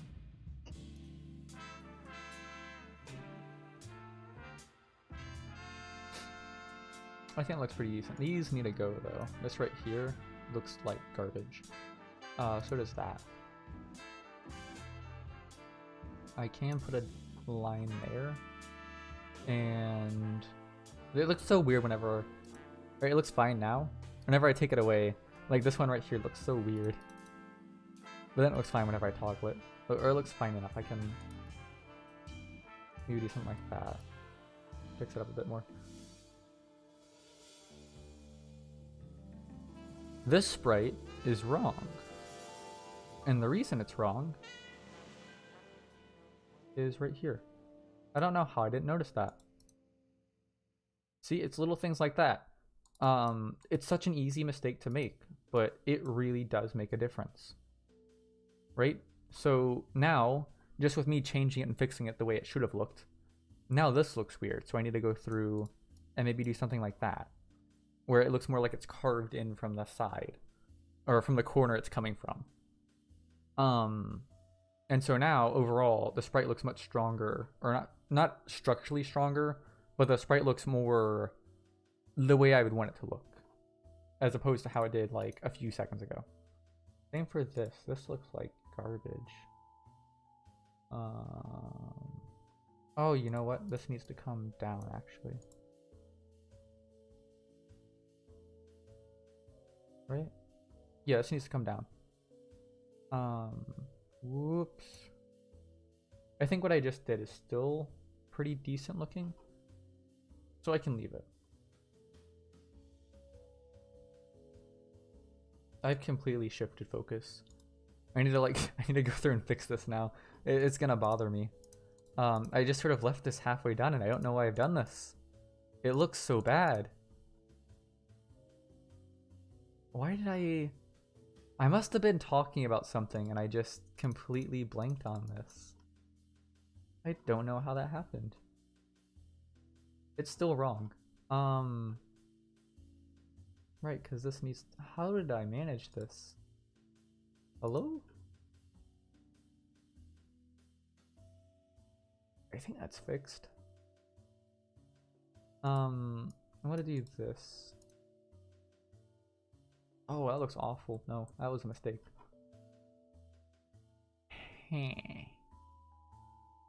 So this is a bit of a tricky one, right? Because, so I can do a few things, right?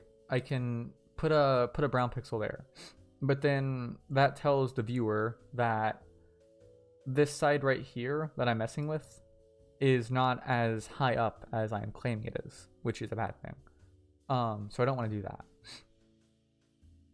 Equally, the way it is right now also looks pretty bad because it looks like this just preemptively got cut off. So I could do something like this.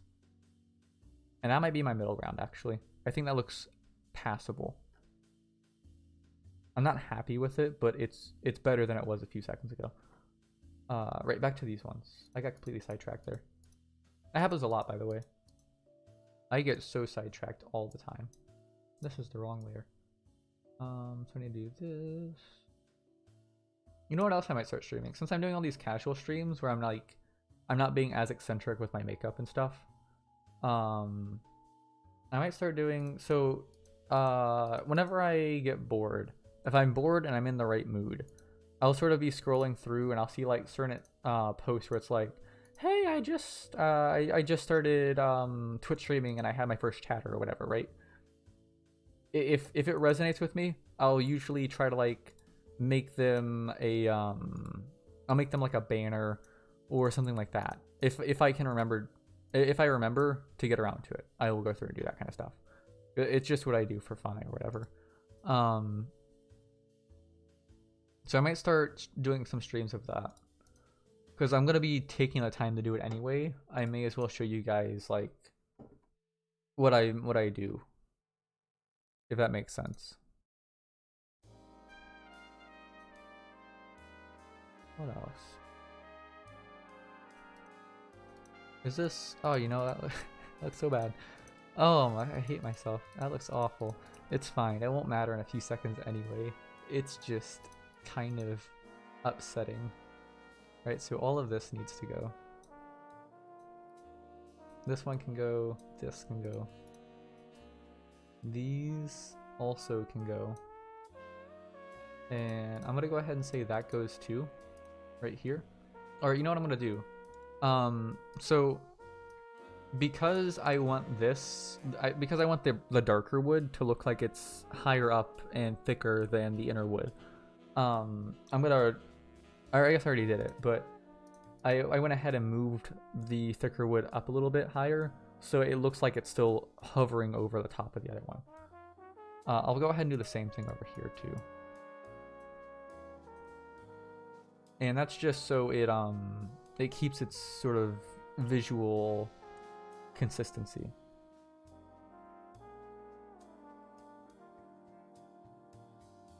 Where does the nail go on this? Wait a second, did I mess this up? Oh dear. Oh, I see, the nail is right there. I need to go through and fix this. So, wait. Nail is here. So that means I need a line right there. There we go. That's way better. And this can go back to being a bit broken. What else? I need to do this. So whenever it's a huge clustery mess like this, it's a bit weird to work with. So like, I could do something like this, right? But then all these it becomes a confusing mess of outlines, and you can't really distinguish where one edge starts and the other stops. So as much as I would like to do something like this, for example, it looks, visually it's very confusing. So I'll probably just leave it as is right now. And if I need to, I can come back and fix it. And then also, so there's little things like this too, right? Little nuances like, this is a sharpness roundness thing again. So this right here, right? With this, removing this pixel right here. Oh, whoops. Removing that pixel there, it makes a pretty big difference, right? Because instead of communicating this is happening, I'm communicating this is happening, right? The difference between this pixel being there and not being there, that's the difference. So there's a lot of little nuances like that. And whenever you're doing broken up, destroyed objects, it becomes especially important of like which objects are going to be hard versus slanted and stuff, because destruction is very hard to do a decent job of emulating and drawing. I'm not saying I'm good at it. I don't like the way I handle it at all. I'm just saying it can be pretty finicky, and so keeping that kind of stuff in mind is very important when you're doing that. So this needs to go down And you know what?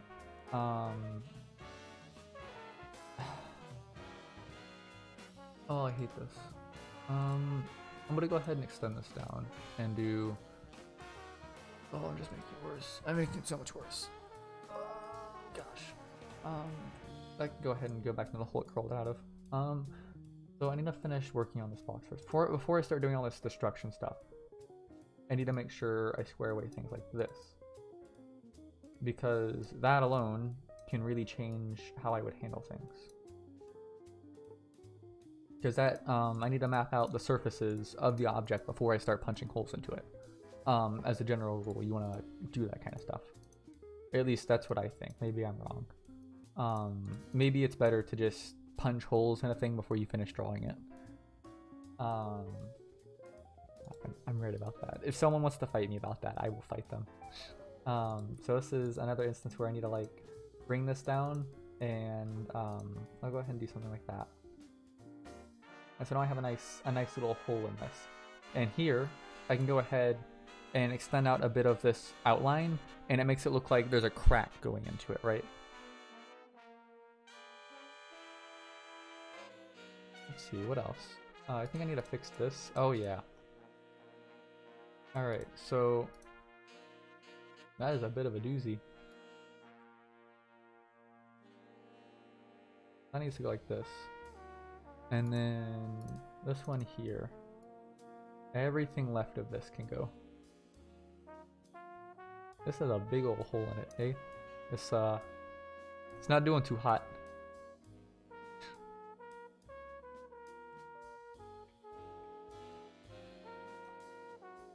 Let me go ahead and tidy up these before I start outlining what the inside of the box should look like.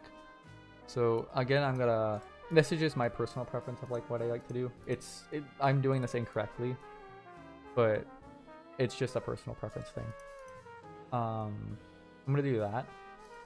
I'm gonna hard edge on this side, and then extend that out, and then 1, 2, 3, 4, 5, 6, 7, 8. And so now I can do this. It's just a case of doing that, right? And it looks a bit bad. So I can go through and I can mess with things like removing this pixel, for example. How does that affect the overall shape, right? Because if I remove that pixel, now I need to remap this and shape it a bit more. And so, for instance, what I would like to see here. So right now, this, it comes at it looks like it's curving inwards like that, and then it goes back out, and that just looks weird. Like it looks jarring. So what I might do is put like a hard edge on that, and because this is like the outline, it looks fine. Oh, who's Shib? Shib. Hello. I joined stream and you're a mod. Yeah. Oh wait, when did you say that? Is my Okay, you just said that. Good. I'm doing like the everyone was saying in the Discord I should like start drawing sprites on stream, so that's what I'm doing. And so also I made you a moderator because you're a mod on the Discord, so it makes sense, right? You may as well be a mod on this. You're about my only viewer anyway. I'm just sort of I've been just talking about like explaining my thought processes behind why I'm doing things I'm doing. I think Dio is sleeping. I think it's like 2 a.m. for him or something right now. He's over there in Romania. But yeah, this is just sort of what I've been up to. I can show you the game in a second. I'm almost done finishing up these boxes. As I said a half an hour ago.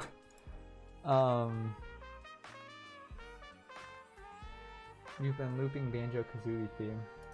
That sounds like a personal hell to me, but if that's what gets you going, you know? I don't know if I could listen to Banjo-Kazooie. I think I could listen to him on loop. I've never actually played Banjo-Kazooie. Let's see. Oh my goodness. You are trying to give yourself some sort of like dementia or something. I feel like Banjo-Kazooie on loop for an hour is a good ticket to get dementia.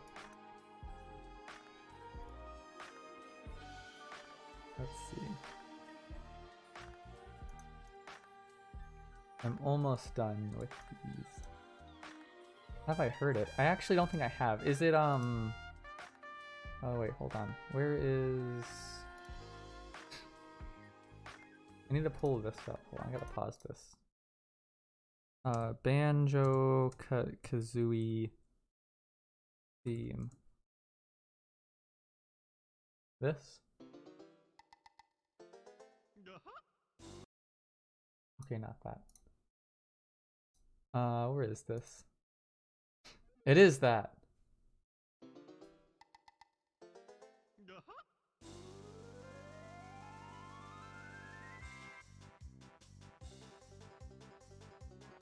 Oh my god, it's this song.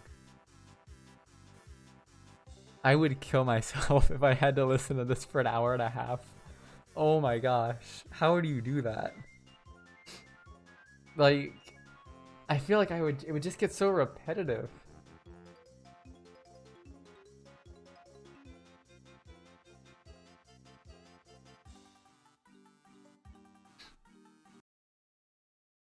I don't know how you do that. Turn it to 200%. Okay. Hold on. History. 200%. And then I gotta go back to drawing. Is it this?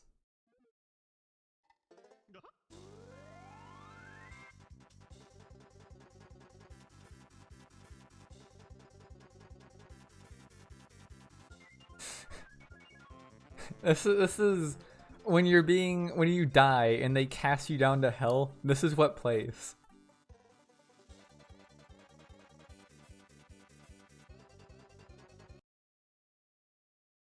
Oh. Yeah, I keep the cuz this is like I've just been talking. I didn't want to talk over the jazz while I'm doing this. So I just been like keeping it pretty low. There's some weird music in this. Like what is Dame Reggaeton? What is this? I mean, Twitch has like their DMCA approved music or whatever. So I've just been like figuring out what all these are. I don't know what R&B is either.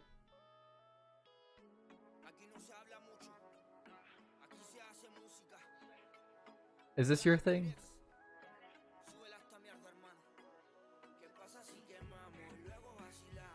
I guess it's okay.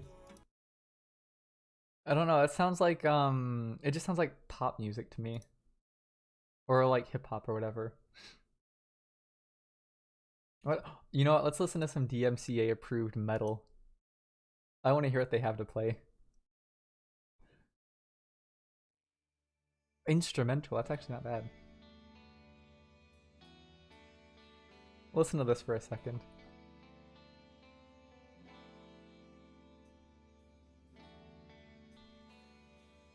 I'm waiting for the metal. I want like some really heavy guitar riffs and stuff. I want it to be like someone's gonna die tonight.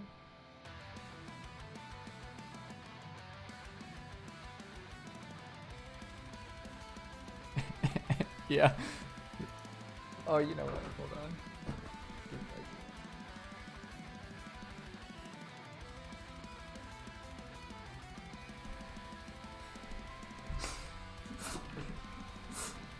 I could start like doing the headbangs and stuff. Huh? No, you don't want to pop by and chill with me headbanging. Oh dear. Okay, we're going back to jazz. Hold on, I gotta go fix my.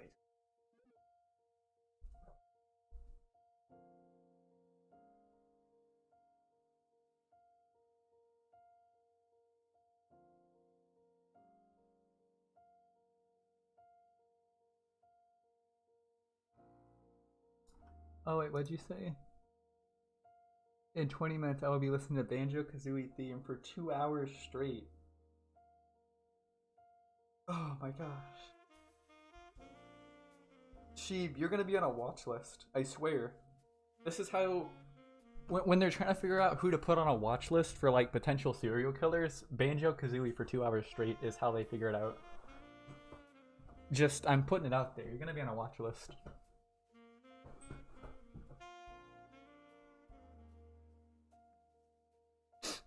Oh, hey, you want to see something really cool? So, oh, that's a bit loud.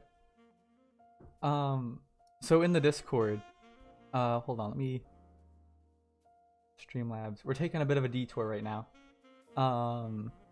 So if I go to, which one is it? Is it this one? Yeah, it's this one. So if I go to this and I open up the Discord, you're ready to have your mind blown.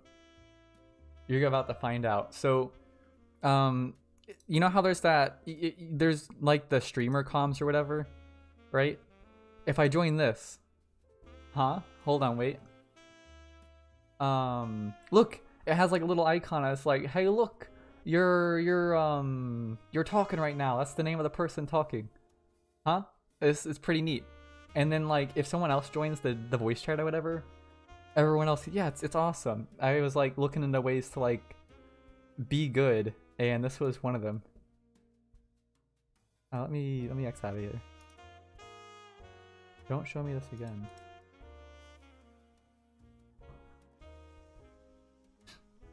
Oh wow, I've been streaming for like almost 2 hours. What if I hit a 6-hour record? This is all I'm doing tonight. Is just I'm gonna be working on game assets pretty much all night. Where was it? I was doing this. I think I was almost done too. It doesn't look like it's almost done, but I swear it is.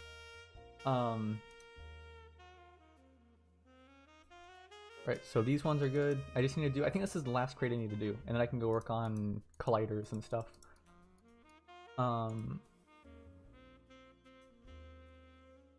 But yeah, so whenever I've just been doing a bad job at being a server admin for the Discord, this is what I do all day.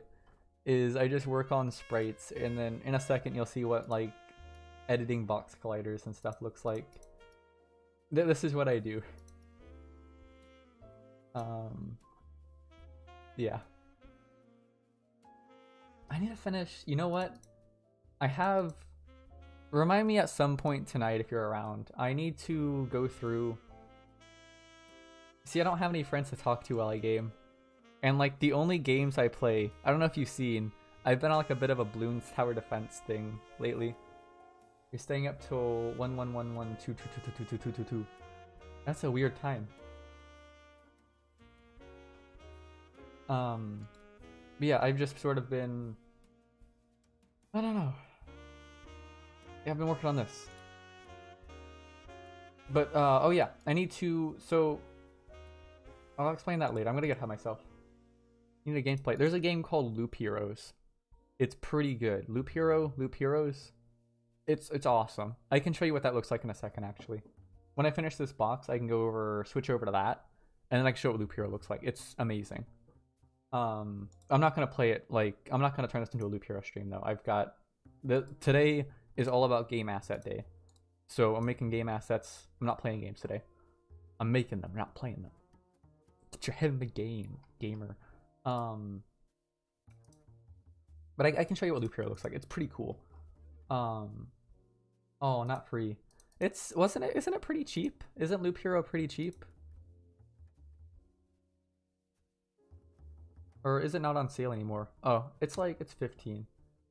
Dang. I can do I have any? You know what's a free game that's fun to play? Okay, hear me out on this one. There's a game called Bloons Tower Defense Battles, right?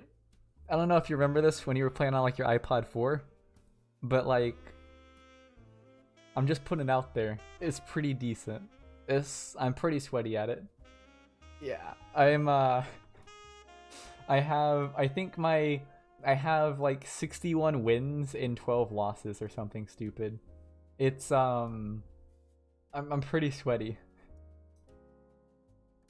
And like no everyone on there is like aggressive, or no one on that's really aggressive. Like so the way I play games, I'm hyper aggressive on strategy games. Like I will in the first 10 seconds, if I'm not attacking you, something's gone wrong. I'm like hyper aggressive on strategy games. Oh no, the WAN show is starting, and their sponsor went bankrupt. How sad. But yeah, so whenever I play strategy games, I'm like super aggressive, and no one on Bloons Tower Defense is ready for it, I guess. Like, most of the games I win in like by round 8 I've already won. It's a weird round if I get to round 20. It's a weird game if I've gotten to round 20. Like, as far as I can tell, the go-to strat people use is they just wait till round 20 and they put out a Moab, and that's how they like to win. Or they just play defensively and then hope they can just outlast the opponent. No one plays hyper aggressive like I do. The yellow balloons, right? The ones that are really fast and you can just spam them out. Those are like, no one uses them, but they're probably the most broken tower in the game. Yeah, minigunners are good, but like, the problem with minigunners, or miniguns are actually really good. They're weak to blimps. That's about it, really. Yeah, super monkeys suck. I hate super monkeys so much. Like, for multiple reasons. Like, one, they're like, they're easily like an overpowered tower because they're super monkeys and they're supposed to, or whatever. Sorry, I'm so burpy. Oh, my go-to strat. So I've done. You ready to see how sweaty I am? I've done a lot of like math for Bloons Tower Defense. Whenever you start, the premier monkey to use when you first start a round is the repair monkey or whatever, the mechanic, because not only is he a pretty decent starter, he'll last you until like round 3 on his own, but also, whenever you can upgrade him and he puts out like little turrets and stuff, the turrets and stuff can last you till like round 8. Just with that one tower and the turrets he spawns, it can last you till round 8. And you can spend the entire time you're waiting for round 8 to roll around and just spam them with like blues and green balloons and stuff. And then round 8 hits and you hit him with the yellow balloon spam. And you send out multiple thousands of dollars worth of yellow balloons and it just floods the entire board, right? Even unless they have multiple wizard monkeys with lightning, they can't keep up. It just, there's not really anything to combat it. Because the lightning they shoot out only pings to like 10 balloons, and you're spamming out like 30 balloons a second or something stupid. I think these are done. I think this is, let me make sure I'm not missing something. This looks like garbage. Hold on, I gotta fix this. Oh dear. You look so bad.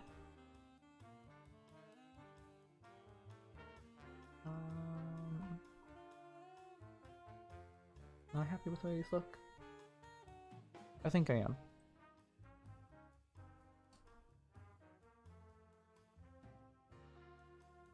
Sorry if I don't talk, I'm like trying to make sure I didn't screw any of these up.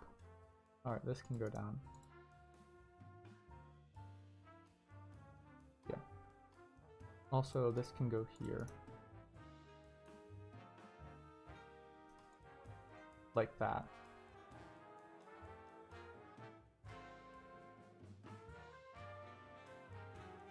That's better. Let's see. Sorry, I'm just trying to like tidy these up. Like, I'm super anal about sprite work. So whenever I do it, it takes me longer than it should to do sprites because I'm like so horrendously anal about it. Like, your mom has nothing on how much I go anal on this.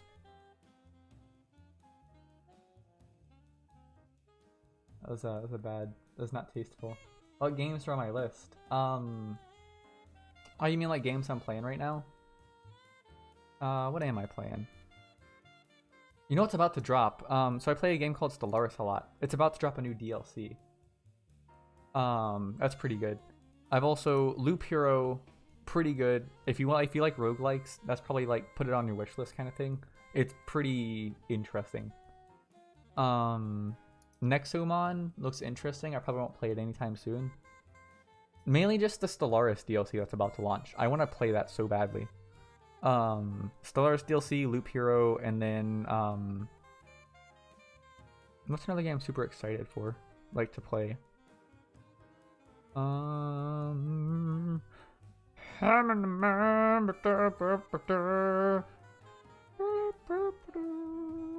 think that's pretty much it. Just Loop Hero and Stellaris. I don't know. Like, I don't super buy a lot of games. Like my library is pretty big. It's like almost 300 games or something.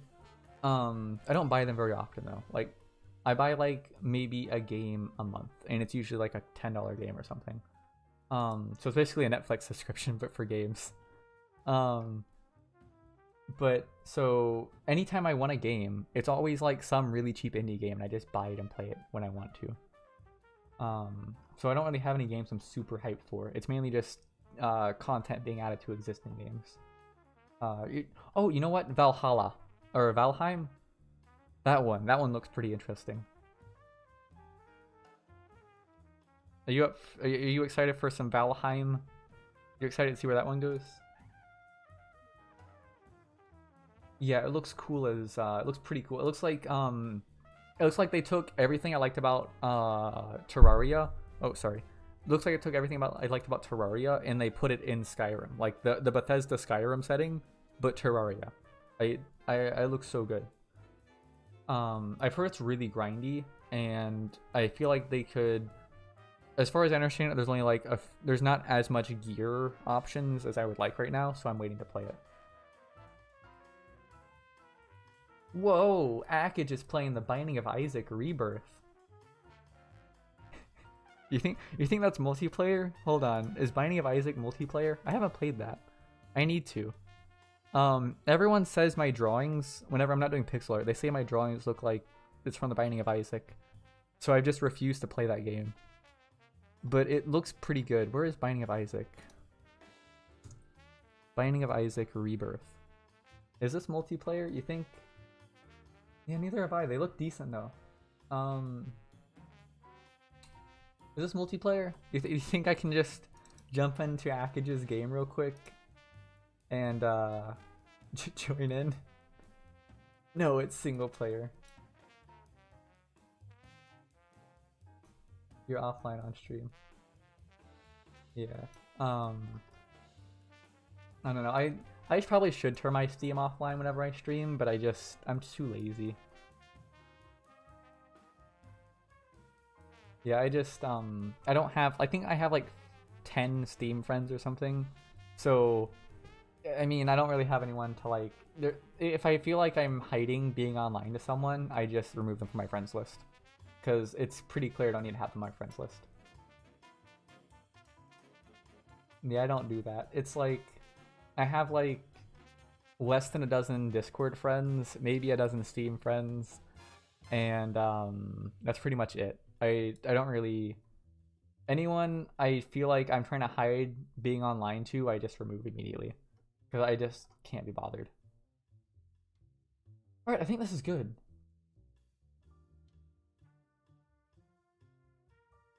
We good? Is this? Oh, you know what? Hold on. That looks bad. And that can move there. Oh, does Wallpaper Engine give you a bunch of notification spam? That's kind of upsetting. I've thought about using Wallpaper Engine, but so I'm pretty big about min-maxing what software is running on my computer, and Wallpaper Engine just doesn't meet the bar. Oh yeah, I've seen that kind of stuff where like whoever's playing Wallpaper Engine 30 times in the past 10 minutes. That's pretty funny when it happens.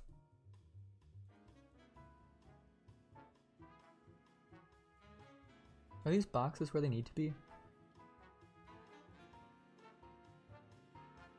I feel like, hold on. This is the layer I just did. I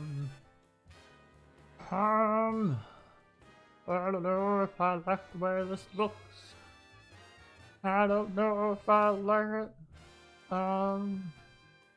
Maybe it's okay. What is this? What happened here? Hello? Oh, that's what happened. Okay. It's fine.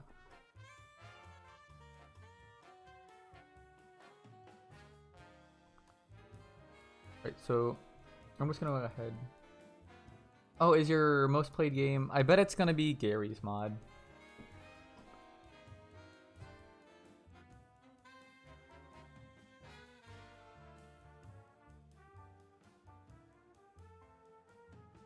Is it Gary's mod?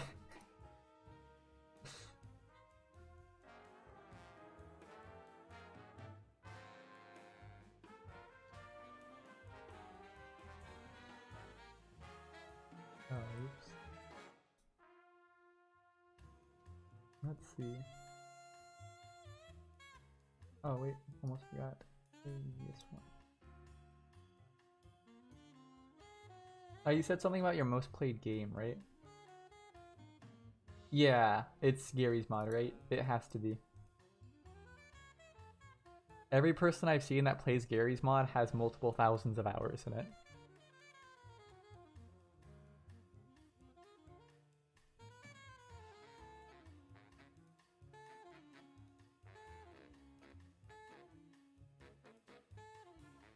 Let's see.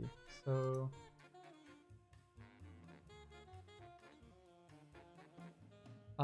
let's see.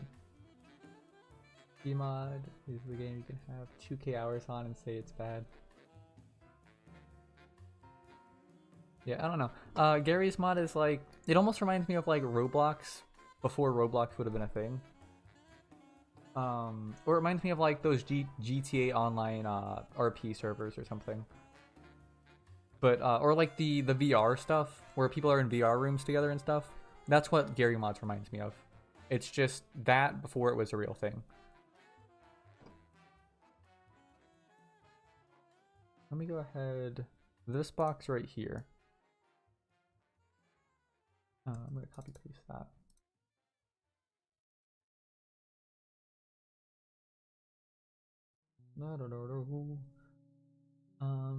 So what I'm doing right now, I want to make sure.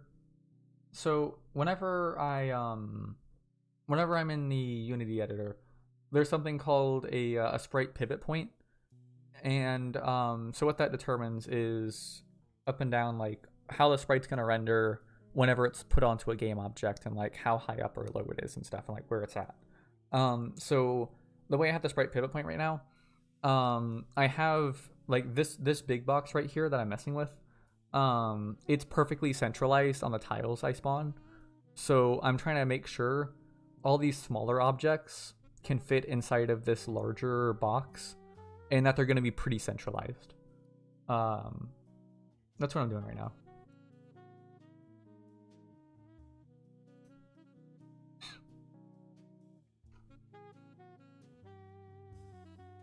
Let's see.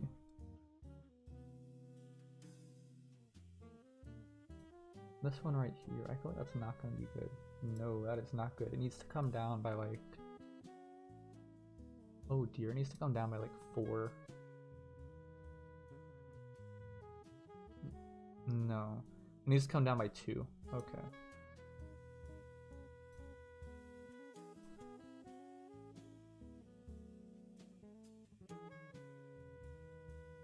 That's a bit better. What else? Like the tiles these spawn on are a bit bigger than this big box here, but I want to make sure they're like within plus or minus 1 of the outer border of this big box here. I want to make sure they're all pretty centralized on the tiles they're spawning. And I can play with them being off center and stuff later. Right now I'm just trying to have stuff that spawns in and works. I'm not too concerned about like doing that kind of stuff yet.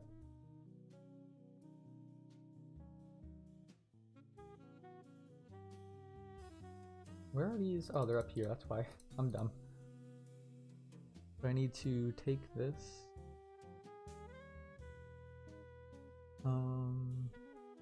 It's fine.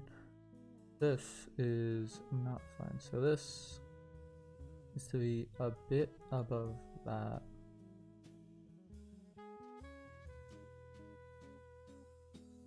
Alright, so it goes like here. Yeah. And then both of these need to come down by for a bit.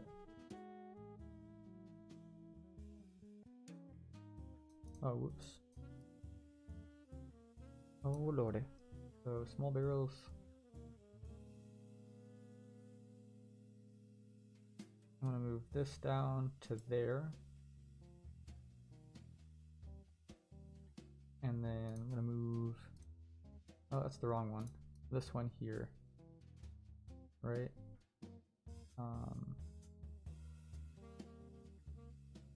Alright, so this smaller box can come down by like 5 pixels.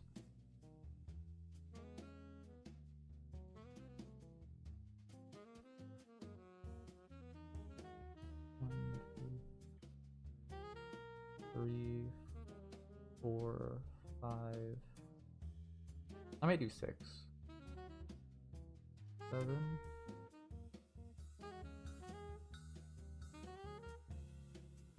8. Left one? Maybe I've gone a step too far. I don't know if you're saying to push this box back or that you've arrived. But either way, hello.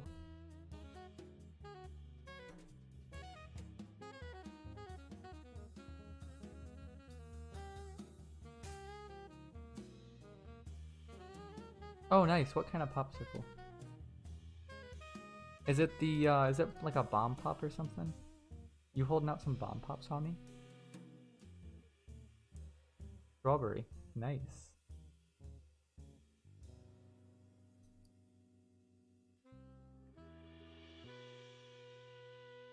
Oh, that looks bad. I don't know.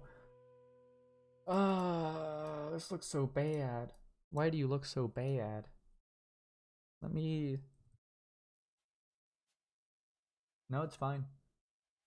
It just is a weird placement, I guess.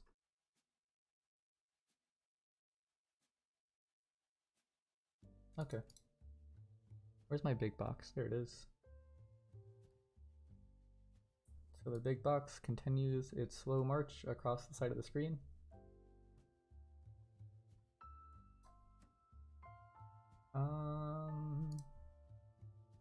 Here's these. So these two. You know what? I thought I was almost done with I thought I was about ready to go do box collider stuff. This might actually take a hot second. Oh well, I've got plenty of time. I'm not going anywhere. Continue the slow march across the side of the screen. I think these two can come down by like 4. 4 is a pretty good number. 2, 3, 4, 5. Small barrels. And then these can come down. 2, 3, 4. Awesome. Right, so that's these top rows done. Mostly done. There is still the matter of I have a larger barrel, so I have smaller barrels and larger barrels. I still need to do a 2.5D large barrel, but I can do that not today. I don't, or maybe later tonight. I'm not doing it right now though, so it's fine. And I'll work those in later. Where's barrel?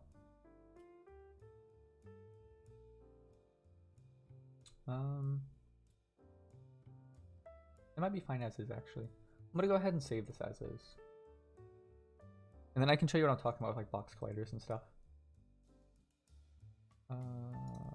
Ping. Yes. And what's cool about so the way Unity handles sprites and stuff. So I've just overridden a save on a PNG file that I'm using as a sprite sheet on Unity. So the way Unity saves things, it'll dynamically update because I've saved the file as it's something else. So like if I were to draw a big purple thing on this box and I saved it as, and I overwrote the previous file, it would have a big purple thing without me doing anything in the Unity editor. it'll just automatically update that. And the reason for that is, so whenever Unity, I'll show you this actually. This is gonna make it a lot easier to explain. So if I go into the sprite editor, the way Unity, how do I make this bigger? So all it does is it takes the image you give it as a sprite sheet and it just saves coordinates on the image. It doesn't save what's inside of those coordinates. You're just assigning that whatever is using that sprite is going to reference this picture in this section of the picture. It doesn't matter what, it's not saving what's actually inside of that section. So whenever I'm going through and I'm updating my sprite sheets as I feel like doing it, I don't need to save it and then reshuffle a whole bunch of assets and stuff and like reassign things. It just changes it for me. I thought that was pretty neat. But I'll go ahead and show you what we just did. So as you can see, this is part of what I was trying to avoid. So like, let me go into the scene view. This larger crate here is pretty square on the tile it spawned onto, whereas this section of 4 smaller crates is pretty raised as far as being on the tile. Like they're basically on a tile next to them. And to me that looks pretty bad. So I might go through and bring these tiles and move them down. Same for these triads of barrels. I might move them a little bit. And I can go ahead and do that while the game is running. It's pretty neat to do.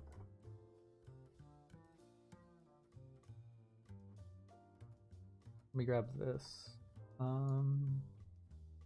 Let's see. Like these triads of barrels, I can go ahead and move them down. Small barrels.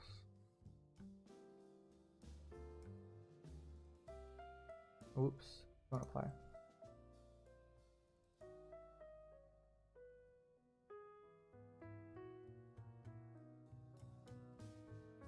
Oh hey, are you there, Sheeb? Hold on, wait a second. I was gonna show you something else that wasn't this. Are you munching down on a popsicle right now? You playing like your Dotas and your popsicle sabers.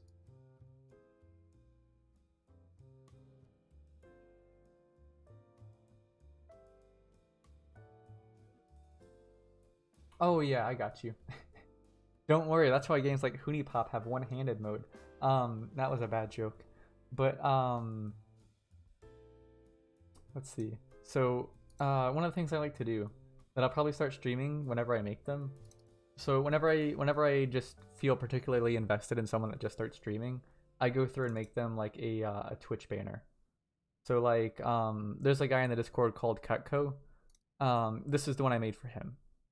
Right, because he was playing a lot of Destiny and a lot of Red Dead 2, things like that. So like I theme it around what games they're playing. No, that's not a banner. That's like the be back thing.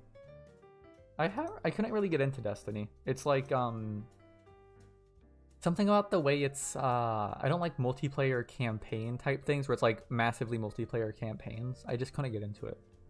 Whenever I play a campaign type game, I need it to be like pretty single. Yeah. If you decide to start streaming again, Sheev, I can make you something like one of these. Like so there's, I don't think she's gonna watch this. So on some of the subreddits I scroll through, right, on my lovely Reddit feed, right. One of the things I'm in is called r/girlgamers. And occasionally, I'm not in it for any weird reasons. Don't get any ideas. I just like the way some of the stuff they post looks. But so sometimes you'll see like I just got my first person to talk and stream and stuff. So like I'll feel particularly sympathetic towards that particular post if I'm in the right mood. So like there's a person, I don't think she's gonna see this. I don't think. I need to finish doing it. But basically one of them was like and I gotta like, no, I'm not a simp. Listen, I've done it for guys too. All right, listen, I'm not a simp. All right. Of all of these, the only 2 females of the people I've drawn for, bisexual simp. No, I'm not bi. It looks like I am. I'm not a twink. Not that there's anything wrong with that. It just doesn't apply to me. But most of the people I draw for are guys. I've got Akage, who's like someone I know, so I draw a few things for her from time to time. I haven't in a long time. And then like this particular person, like what I do. This is gonna seem kind of. I'll show you like my methodology because I'll be doing a bit more of this on stream anyway. So what I do is I go through. So I'll see a post, right? So let me find it. Right. So say, I don't know, where's a person that does stuff? Say this person, right? Say they posted something about being a streamer that I particularly found sympathetic towards, right? So what I would do is I would look at their account, see like what kind of games are they into. I would find their account on Twitch, right? So I would go on a Twitch. Because people suck at right, so because because people are really bad at cybersecurity, right? I can guarantee if this person doesn't stream, they're just a random Reddit account.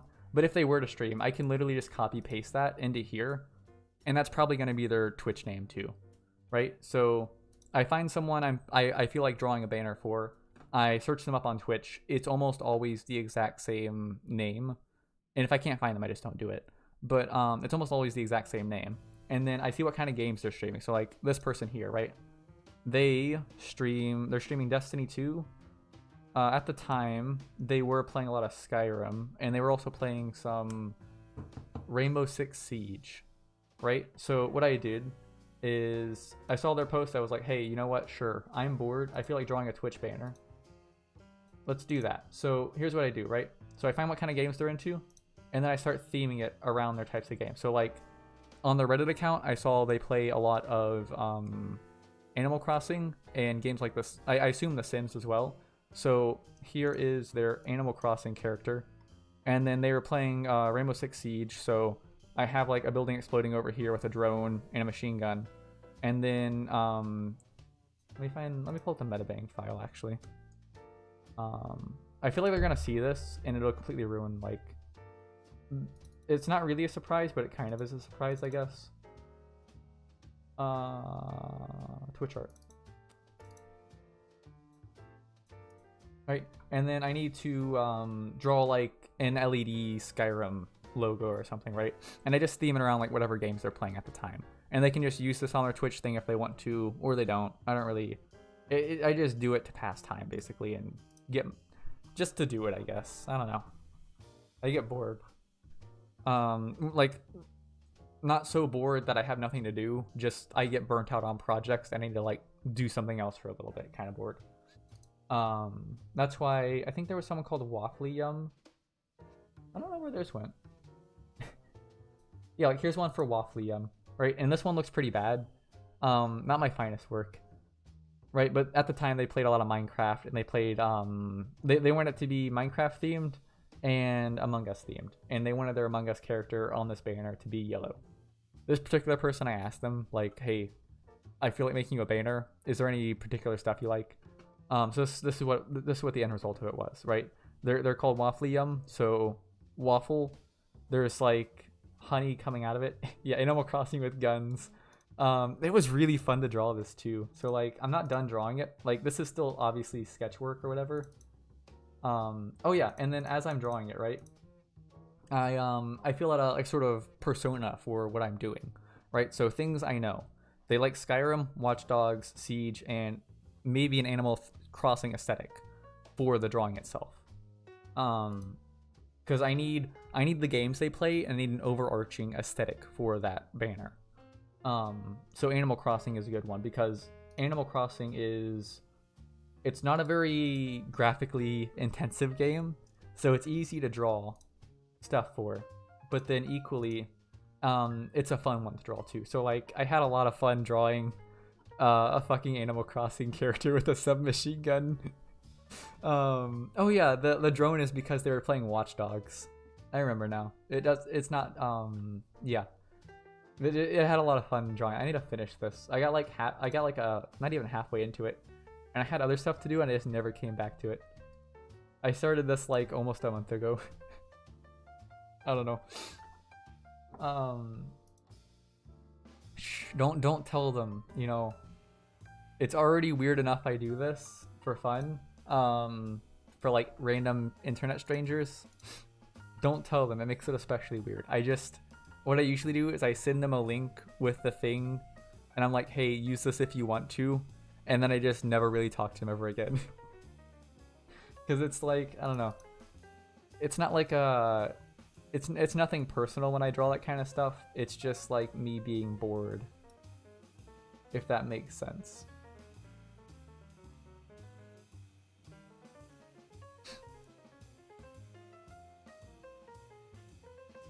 Let's see.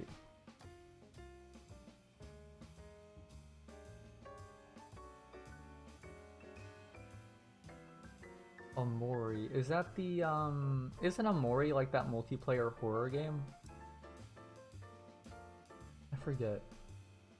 Amori. I can't remember. That sounds familiar. No, Amori is the one game you want me to play.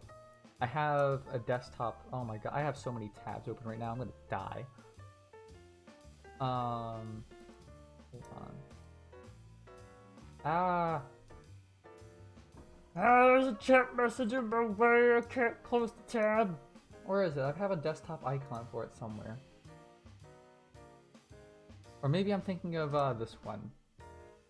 Some game you wanted to play. I know there's this one I think you wanted me to play. Yumi Nikki. Anytime I need to play a game, this is like my to-do list for games I need to play. And then Lisa, I have that. I had a desktop icon for that. I don't know where it went. I might have accidentally deleted it. But yeah, that's how I keep up with what games to play. But I think I know what Amori is. You know what I wanted to play? Oh, RPG games. Yeah, alright, so I know what Amori is. Okay, I know what's up. I think I have it. What was I gonna say? Oh yeah, Phasmophobia. Oh, it's the black and white game. Okay, I know what one you're talking about now.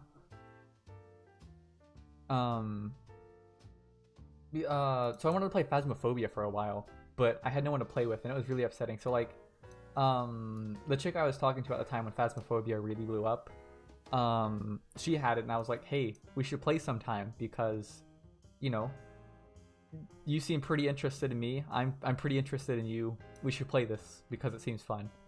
And then it just never happened because, I don't know, they decided they wanted to get back with their ex-boyfriend after he got done being shitty. So, I don't know. They got stuff going on. Once they mentioned that, I stopped talking to them kind of thing. I don't have time for that. Yeah, I never got to play Phasmophobia with someone. Same for Among Us. I wanted to play Among Us with people. I have no one to play that with. Like, I have the Discord people, but it's kind of hard to coordinate with.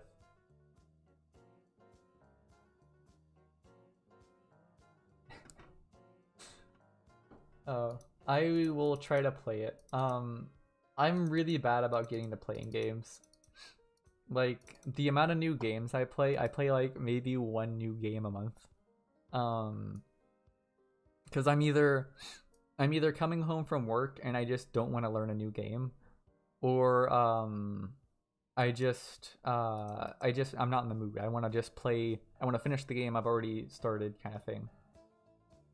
Especially with like Stellaris and stuff. Once I play a game of Stellaris, that's the only game I'm playing for a week.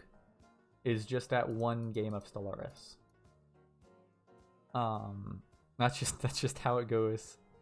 A lot of my games are time-consuming games I slowly work at over the course of like a week or two.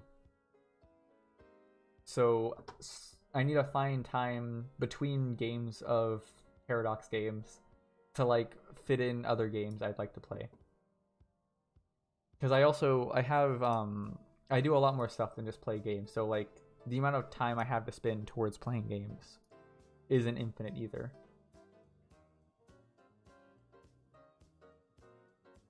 I will try to get to that though. It's on the list. I don't know how much that means to you, but it's on that list.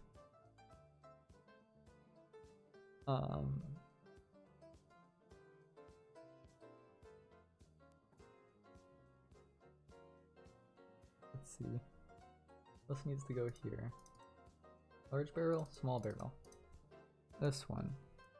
This can go here. Oh, you know what? Hold on. I think I was lining it up like this. Did I fuck it? Did I? Oh my god, I stuck my dick all in this, didn't I? Did. Oh, I did. No, it's fine actually, never mind. This is fine. Is this good? This looks like, I guess it's fine. I have one more triad of these to go.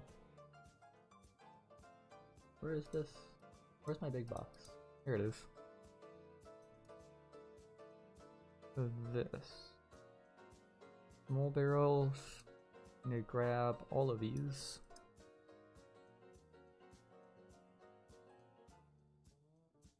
Awesome. Where? There it is.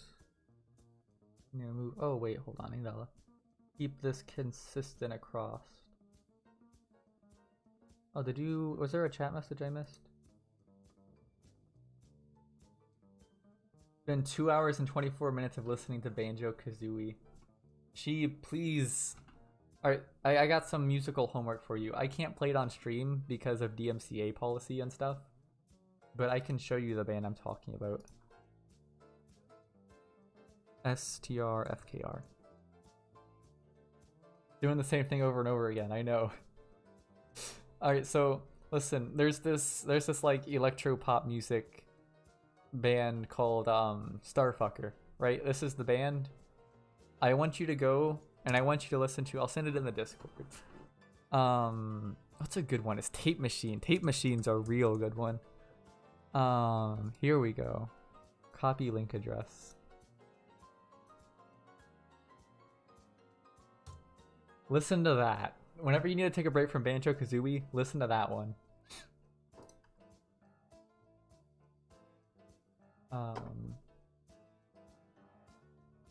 Because that's a bit too much Banjo-Kazooie. Yeah, it's a good song. Every Starfucker song's a good one. Who is Nippet? I'll try to remember to listen to them after the stream. It sucks. I should have started streaming like a year ago so I could actually listen to stuff on stream. But now is Banjo-Kazooie time. Okay, fair enough. I can't get up between a man and this Banjo-Kazooie. You know, when you need to release the primal urges of listening to some kickin' Banjo-Kazooie bass. It just needs to happen. I get that.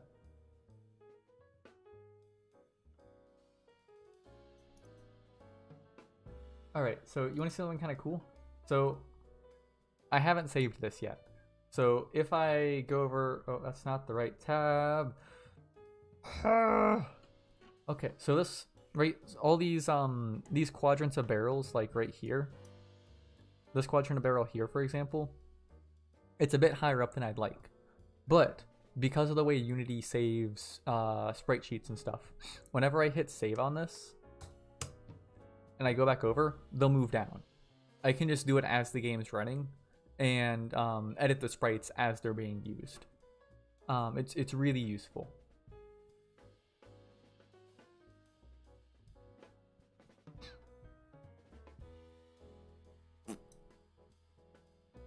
Oh, I need to edit this. This guy is, he shouldn't be behind these barrels. You know what? I think I know what's going on here too. Hold on. This guy has... Alright, so he is on the blocking layer. So is... Bro, this is -5. This is -6. Why is that like that? This one should be at -4. You know what it is? I'll fix the script later. So, whenever I'm going through and I'm making scripts, the way Unity does, the way Unity handles what sprites to render in front of each other is, so there's this thing called a sorting layer. And depending on how the higher or lower layer you're on is what goes in front or behind. So like 1 goes in front of 0. bigger numbers go in front of smaller numbers. So I have a script, and what it does is, I came up with this by myself, by the way. I didn't watch a tutorial for this. I thunk it up. So whenever entities are moving up and down the thing, it takes their y coordinate, multiplies it by -1, and that becomes their order in the layer. So as they're down here, their order in the layer is -1.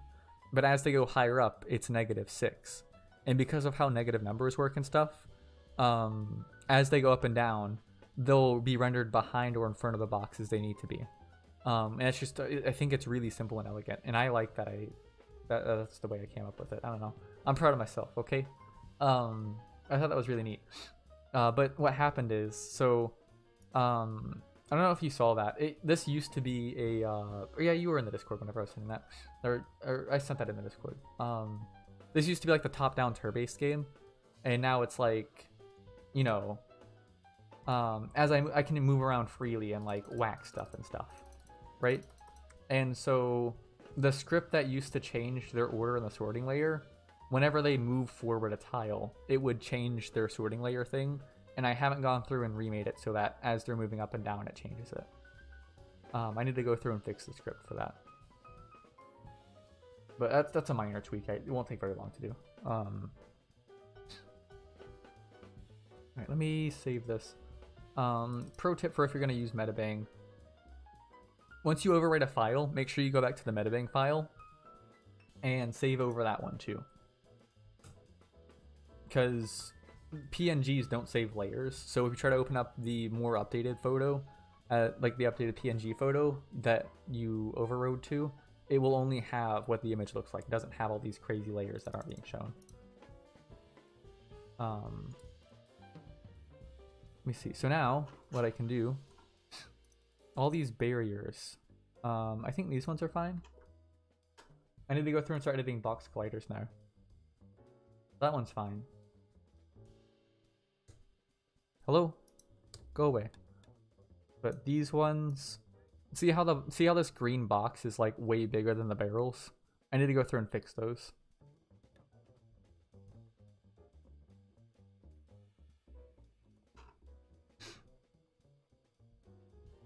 Now let's make a big pile of barrels over here. 10, 11, 12. I need to get 25, 26, 27, 28. Cool. Right, so this one here. And now what I can do is I'm gonna go ahead and remove the box collider on this and instead add a what is it called? So it's like called a like a polygon collider or something. Is it polygon or is it I think it's a polygon collider. That's what I'm thinking of. No. What is it? Edge collider, that's the one I'm thinking of. So now, this is where the fun starts. I need to go through and manually map out every single edge of these barrels, all the way around all sides of them, for every single barrel sprite. It takes so long. And like, I could use a polygon collider, but the way Unity creates those is not how I want it to be. So I'm not going to use that. I just drag these to the corners and just go along the entire sprite like this. And it'll get crazy in a second because I'll show you when we get there. It's going to seem simple to do, and then it'll seem a lot more of a pain in the butt to do.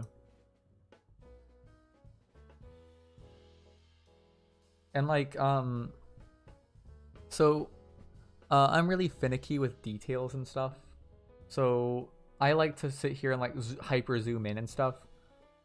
And it's really easy for me to be overly anal about things. Because in the grand scheme of things, this giant square is 1 pixel. So if my box collider is 1/1,000,000th of a pixel left than it needs to be, it's not gonna actually matter. Like, it just doesn't. But I am super anal about it anyway. Let me go ahead. I'll move this here.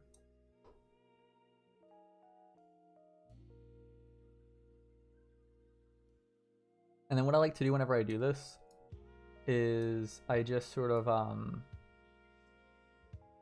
roughly place them where they need to be, and I go back through afterwards and tidy them up a little bit more. So I'll just sort of throw the edges of this roughly where they need to be. And they won't be perfect by any measure, but it'll be easier to like go through a detailed use.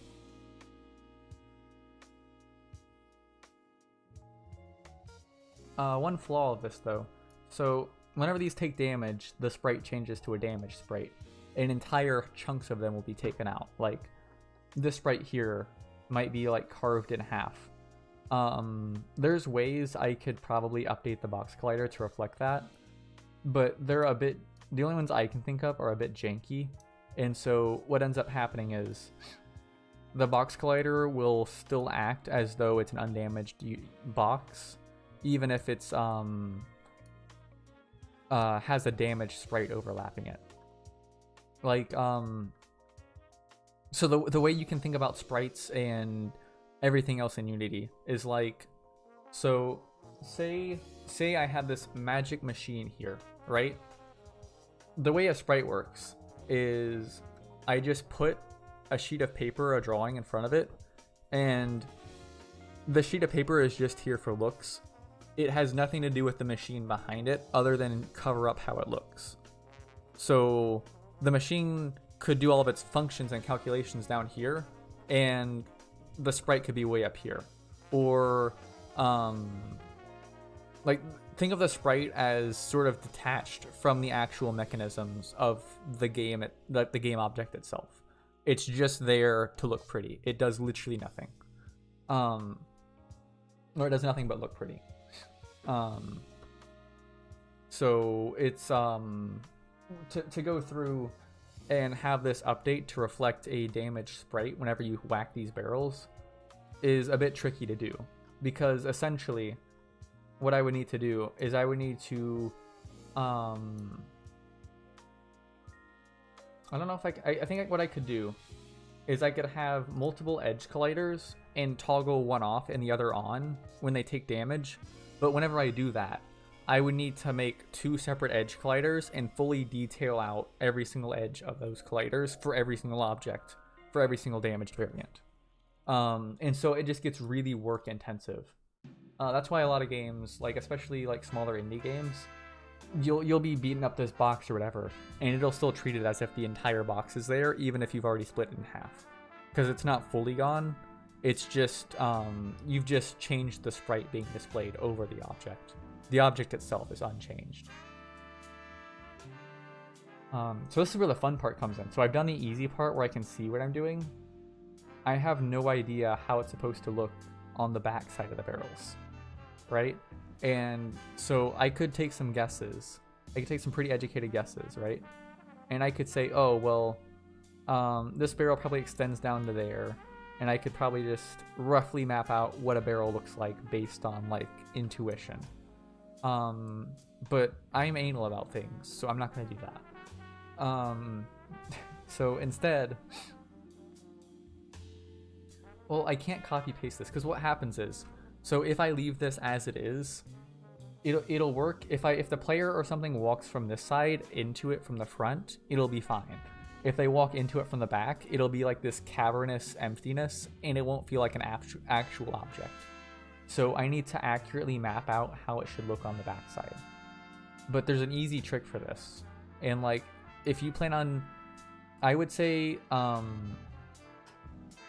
if you're still interested in making a game, Sheeb, I would say either do a top-down game, a platformer like Mario, or do a flat platformer, or do a low polygon 3D game.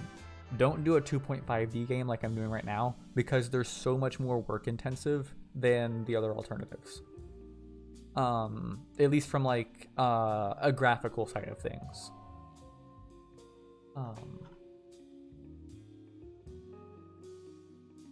Or a graphical and like collider side of things and stuff. So what I can do, luckily, so if you'll remember, oh yeah, mine are messing me up too. I have blown my nose so much in the past month, it shoots out blood when I blow my nose now.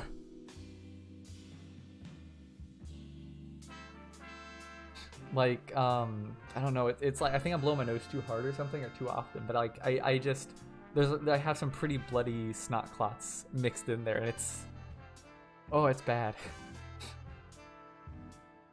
I think I just need to like not blow my nose for a week and let them all scab up and heal.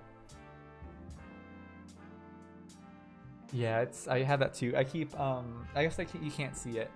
I keep a bottle of water next to my bed at all times, because I wake up and I can't breathe. Where I guess in the middle of the night, my nose got clogged up and I started mouth breathing, and my throat just gets so dry, and like the allergies mess with like the mucusy bit of your throat, and it just feels even drier. Like it feels like my throat is just paper. All right, but for this trick, right? One of the things I can do is so, if you'll, I guess you weren't here for that.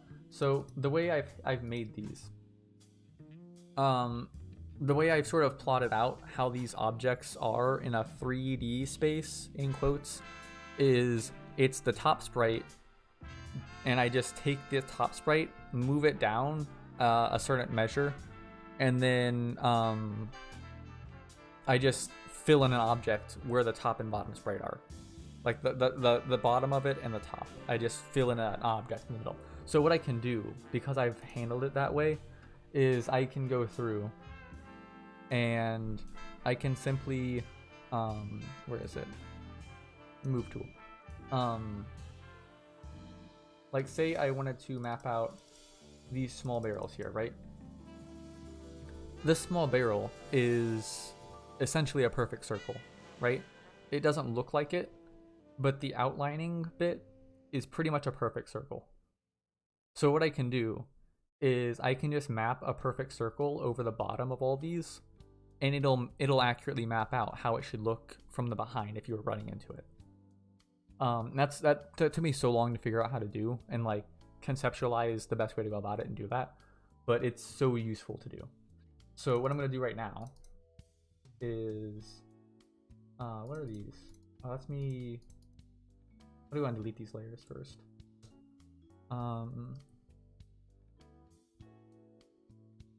Let me name this bottom. What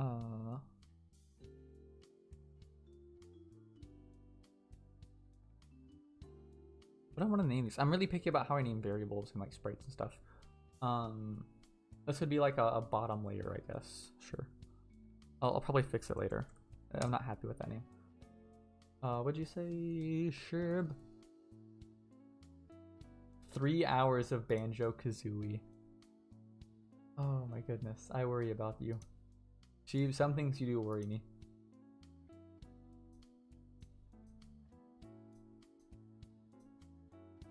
Two, three, four. Right, but what I can do is I can just take this exactly like I am now, and because the sprite's pretty much a perfect circle, or it is a perfect, or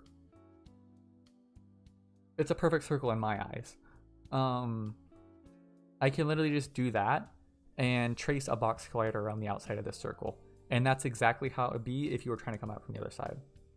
Hold on, I have a message. Usually I don't get messages unless it's important. Oh my goodness, how dare she? My little sister just called me a hoe.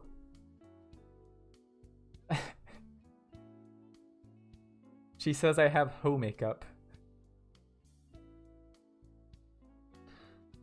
Thanks, I'm trying to attract more simps.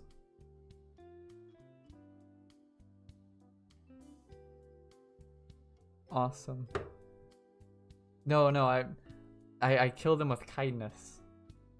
Someone calls me a hoe, I take it in stride. And you know what? If I need to, I bust out the yo mama jokes. That's how I get them. That doesn't work here though, because we have the same mother. I can maybe still break a few yo mama jokes out though. Alright, so like for this particular sprite, this is exactly how I need to plan the outside collider. So I can just trace along the outside of this green bit, and that's exactly what the collider needs to look like. And it's so useful to do it this way. So there's a free pro tip for you. And I'll go ahead and let me combine that. Go ahead and place these all over the place. Oh wait, where is this? Oh no, this one's a bit finicky. So in this case, this is where more of the math of my sprites comes into play. So the difference between distance between this sprite on the top layer and the sprite on the bottom layer is 8 pixels for this particular barrel. So I can literally just, so like 1, 2, 3, 4, 5, 6, 7, and then 8. It's a weird way of counting, but it just happened to be how I counted at the time. 1, 2, 3, 4, 5, 6, 7, 8. Right? And that's how it should look. I don't know if I like that. It's fine. So that's why I do everything. Whenever I do sprite work, I use a lot of math. I don't recommend it necessarily, because it's the way I do sprites takes so much longer than it needs to. But it's I don't know. It's useful at times.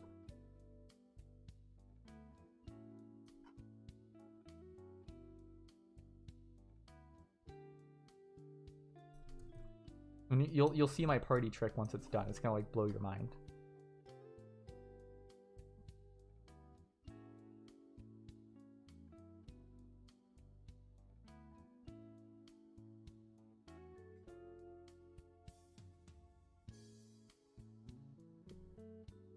I don't know if I think it's this one.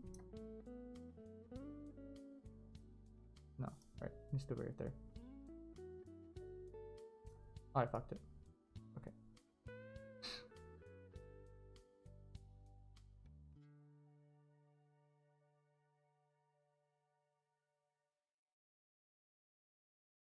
What else can I get? I think I need to get these bottom ones right here and then I'm done. I have a lot of these like triads of barrels. So worryingly so. I'll need to go through and fix that a bit. It's so one of the things with so whenever you're dealing with things like random world generation and stuff, you need to have a lot of sprite variants. You need to have a lot of very similar sprites that aren't exactly the same, and have them all spawn in place of each other. Otherwise the game just feels really repetitive and boring. So that's why like I have so many triads of barrels and stuff. They're all slightly different rotations or like slightly different organizations or whatever.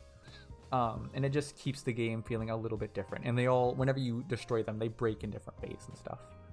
And it's just little things like that. You have to like really pour randomly generated games like this are they're really time consuming to create. 1, 2, 3, 4, 5, 6, 8. Great. Awesome.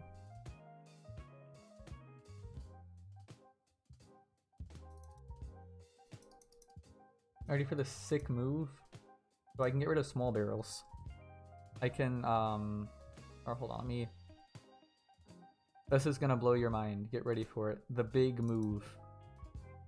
Yes. Replace. Awesome. So if I go over to Unity now, I just need to outline where the green is. And I'll change it to a different color too. I think green's a bad choice. So I'll use red instead. Oh yeah, I mean, I figured that was what's going on. It just, I just assume you're eating a popsicle whenever you don't talk for a while. Go ahead and override, barriers.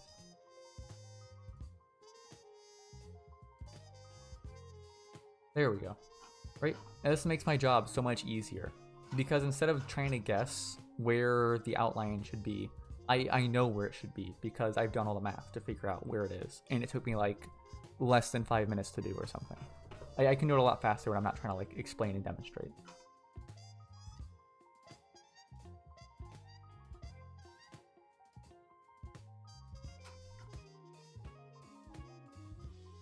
I just go through and do this, and it makes my job so much simpler. Whenever you're trying to make game stuff, at least in my opinion, when you're trying to develop a game, you need to make the creation of the game as sort of mindless to do as you can help, because the more complicated you make it on your end of things to create all these assets and stuff, the more likely you are to mess it up. Like, even if you're a master class creator or whatever, you're still gonna make mistakes. So doing little tricks like this to make like little simple tricks like that really create making the collider on this be as mindless as possible. I don't need to worry about if the collider is how it should be and stuff because I just know it is.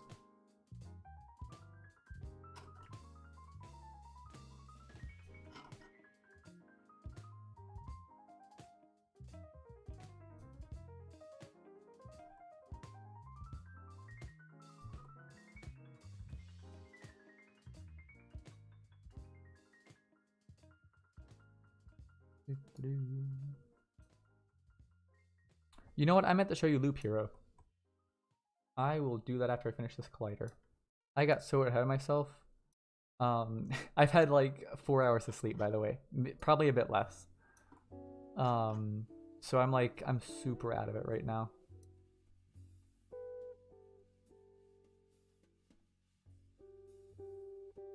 On the bright side, I don't have work until... I need to turn my fish tank light off. I'll be right back.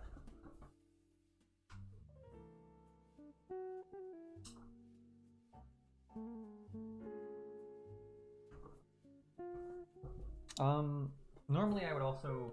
It'll probably be fine for right now. Normally, so when we're taking care of fish, at least what I found, is you need to keep everything consistent. So like, when you turn the light on, when you turn the light off, when they get fed, etc.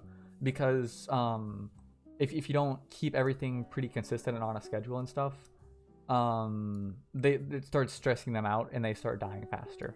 Like, stressed out fish die so much faster. There's just a little pro fish keeping secret for you. So like, the fish tank light always goes off sometime in the neighborhood of like 10:30. And it goes on somewhere in the neighborhood of like 10 a.m.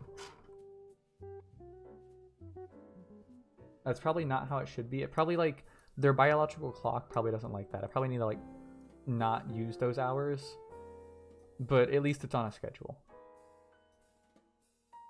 And they always get fed about an hour after I turn the light on every other day.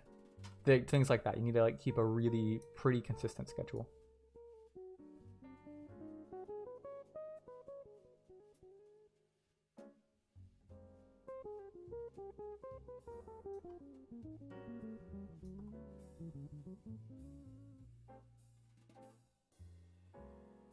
I feel like Unity 2019 had a slightly different collider editor than this. Or you know what it was? whenever I was doing the colliders last time I did these really detailed ones, I went through and mathed out every single point. That's why I'm remembering it different. Alright, so... Okay. So this one here, which one is this? Oh, is this 0.0? It is. So if I make this 0.4, no. 0.406, 5, 4, 3, and what you'll find when you're doing this kind of stuff is the distance of a pixel. So once you figure out, if you want to be as anal about it as me, once you figure out the distance between, like, how long one pixel is as far as the XY coordinates are concerned, it gets pretty easy to just math out where every single point should be and just do it like that. I don't know why this is 0.4062. That seems like a really random number. It feels like, is my transform, or my transform wouldn't matter if it's zeroed out because this is so relevant to the object. I don't know.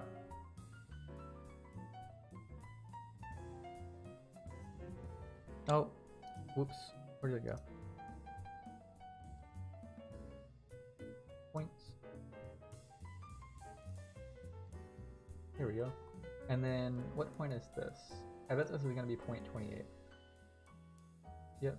0.642.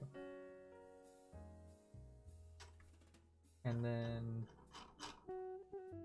you know what? I'm so finicky about this. I know why it's like that. Because if, yeah, it makes sense now. It should be 0.25. Like that. Okay, that makes a bit more sense. And then this here. Hello? Hello? I'm not sure what that's about.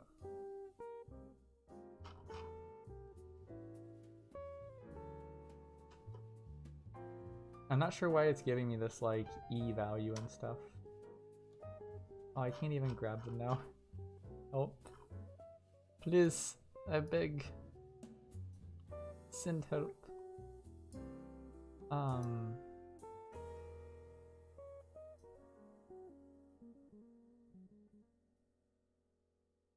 Oh dear.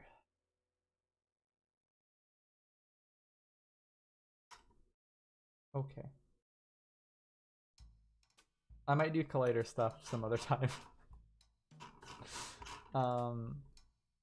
Right, but I'll go ahead and show you this. So if you notice, all the barrels are all like that. So whenever I go through and do the colliders on them, it's just a simple case of mapping them around.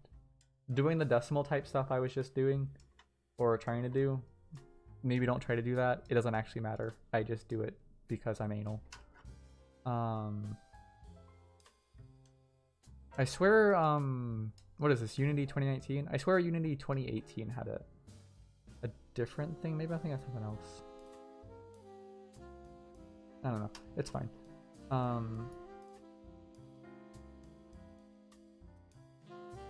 might go ahead and show you what Loop Hero is like, though. Do you want to see what Loop Hero is like, Sheeb?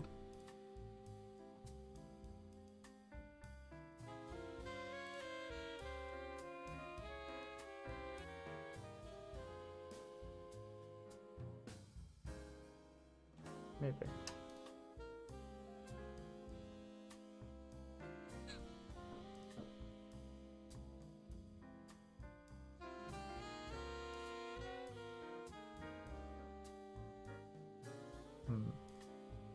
How much jazz do they have? This has been playing for a hot second.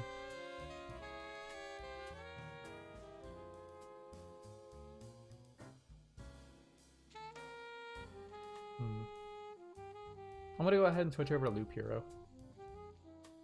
Just so I can I feel like you might find it interesting.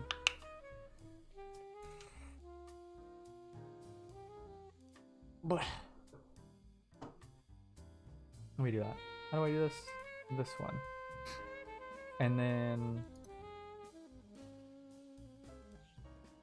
where? That's not the right one. Unity? Need to close Unity out. Oh wait, I gotta update Twitch, right? I gotta say, hey, I'm not doing this anymore. How do I do that?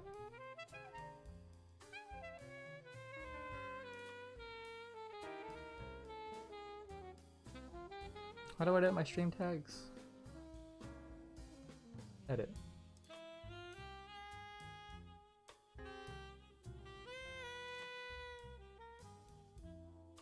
It's loop hero.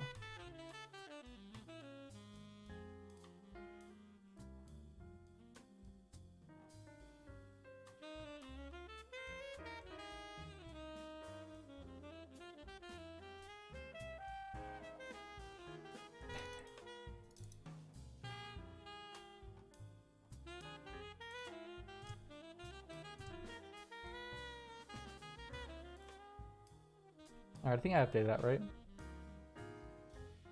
Let me go ahead and close this out. Loop hero? Here it is. Oh wait, hold on. I don't need that. OBS. Is OBS capturing this? Hold on. Gameplay. Oh, my camera died.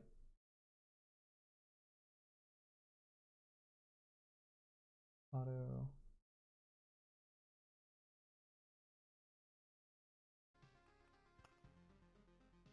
I'm gonna go change my camera thing real quick.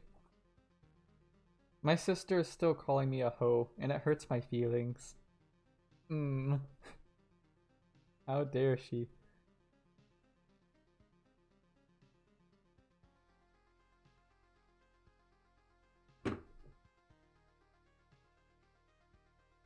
Alright, I'm gonna go change my camera battery real quick.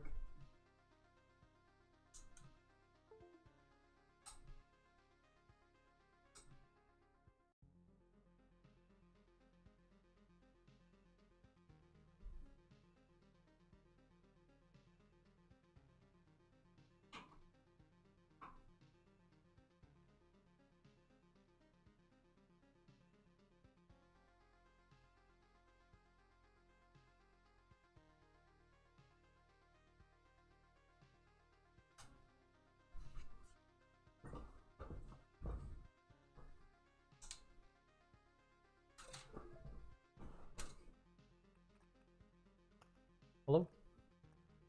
Window. 4x?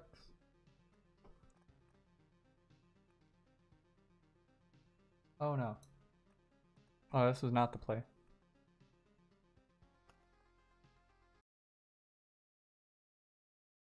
Okay. So let me turn this on and this on. And also that and tiny whale. Awesome. So this is Loop Hero. It's pretty cool.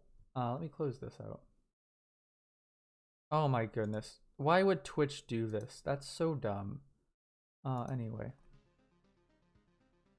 This is Loop Hero. It's pretty cool. So, right, so I'm not even gonna explain this bit. I'm just gonna go on an expedition. I'll play as the standard guy too. Or this. I'm gonna enable all the cards. Oh, it needs to be less than 12. Okay. Hold on. Pretend you're not seeing this, Sheeb. Let's see. We need it to be a less than 4, so I'm going to get rid of cemetery. And we need this to be less than 6, so I'll get rid of the spider. Maybe these two. Confirm. Okay, cool. So I'm just gonna hit start. So the way this works is, wait, hold on. So you have your little track, right? And your guy follows along this track, and you whack all the bad guys you meet along the way. And as you whack them, you get little equipments to put in these slots. And that's all I'm gonna say. Right, and then it is auto battles, so you can just like sit back and relax, and it basically you basically just chill out and like play this. It's pretty cool. I like it. This is like what I devote my free time to now. And then you get cool stuff to put in there, so you can just like say, oh, this gladius is worth less, or it's less useful than this axe, so I'm not going to use it. And then this is where the cool part comes in, right? So as you go around the track, you get these cards as you eat the bad guys. And so you can place these cards on the map, and they'll change the map. And then depending on what cards you play, like this rock gives my guy max HP buffs. So I can place this rock up here. But the swamp, it goes through and it'll spawn in some bad guys. But also it does some other stuff too. So I'll go ahead and put this on the path. I'll put it like, I don't know, here. Right? And then as my go goes around the loop, whatever this thing spawns, I'll eventually run into it. And I'll go through this. Right? And then here is a meadow.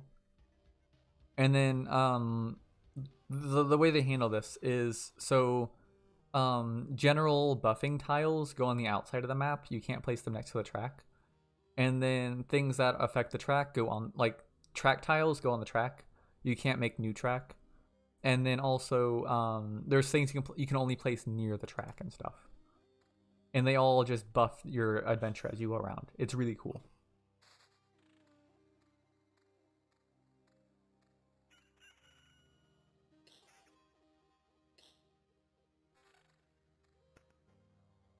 And then there's a sort of like, as you go on the track, it increases a time parameter. So as you go around, a day will pass or 2 days will pass as you go around this track, and every day it spawns. It'll spawn in like new enemies and stuff. It's pretty interesting. Like, it's just a really fresh take on roguelikes.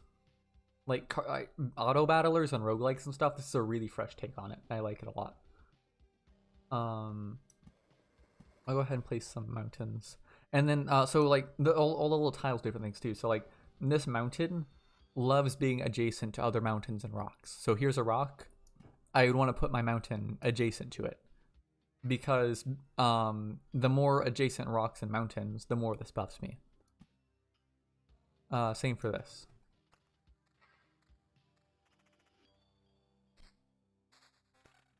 Right, and then here's another meadow. I can just plop down a meadow there. The meadow is just like being next to anything. But I'm trying to do a specific thing that I'll show you in a second.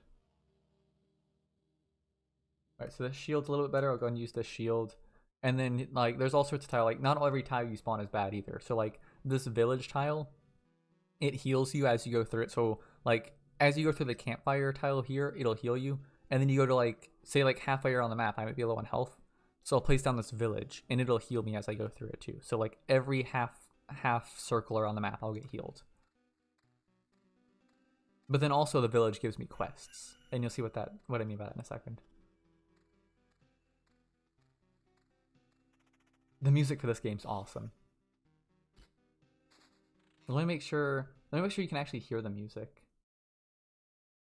All right, hold on. I'm gonna turn it up to like 35, 36. The music in this game is so good.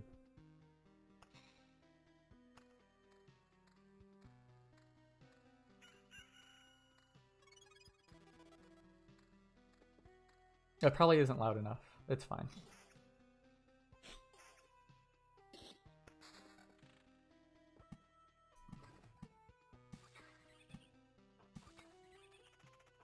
I have some sneaky plans over here. Don't worry about that.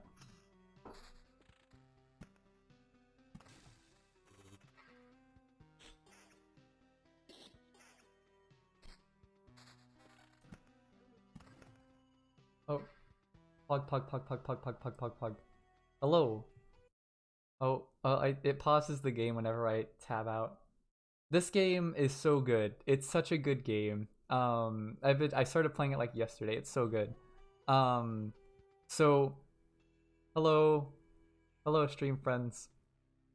I'll go ahead and explain this game. So, basically, you just go into this adventure, and it's like an auto battler thing. So, you have this loop. This is your guy. He just wanders around this loop, and he does all the battling for you. All you do is equip the equipment he has and like stack them onto each other and stuff. So like they all have different abilities and stuff. You just stack them and try to like min max like that. And then you get cards. I'll show you. Hold on. Right, so it just auto battles. I'm not doing anything to do this. And then every time you battle, most of the time, you'll get these little cards, and you can place these cards on the map. And like this rock increases my guy's max HP, and if it's next to other rocks, it gives me even more max HP. So I want to place it like near these mountains and rocks, right? And then these meadows just enjoy being next to literally anything. So because I place the rock there, these also increase. So now I get healed for 9 at the start of every day. And then there's also, so these are like buffing tiles. You can also edit the map itself. So like I've got a swamp here. It's just like a tile you walk through, and it spawns in bad guys. Same for this grove, it spawns in bad guys too. But also you get resources from these, so you want them to be on the board. And then there's stuff you can only place near it. So like this, it doesn't go on the track itself, it goes near it. And then this little radius it has, it'll spawn a bad guy somewhere on that radius every few days. So if I'm being smart about this, I might place this like over here or something and try to get like some other stuff that might go along well with it. But actually, I'm going to do something crazy. I'm going to put it next to this just to see what happens. Okay, something bad happened. It's a ransacked village now. And like some tiles interact with each other like that. So like, because I placed this vampire guy next to a village full of helpless people, he ransacked the village, right? And it'll spawn 4 ghouls every single time I go around the track, and I have to fight those ghouls. And eventually it'll transfer into something useful later.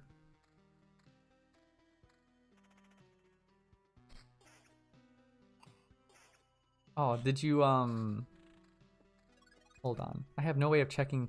I hate, I can't alt tab out and see, I was gonna show you guys something cool. It doesn't matter. I can't tab out of this game or it'll pause. And it'll be weird for the stream. What is this? It's a mosquito. I haven't seen this before. Okay, so like this mosquito, I'll wait for this battle to end.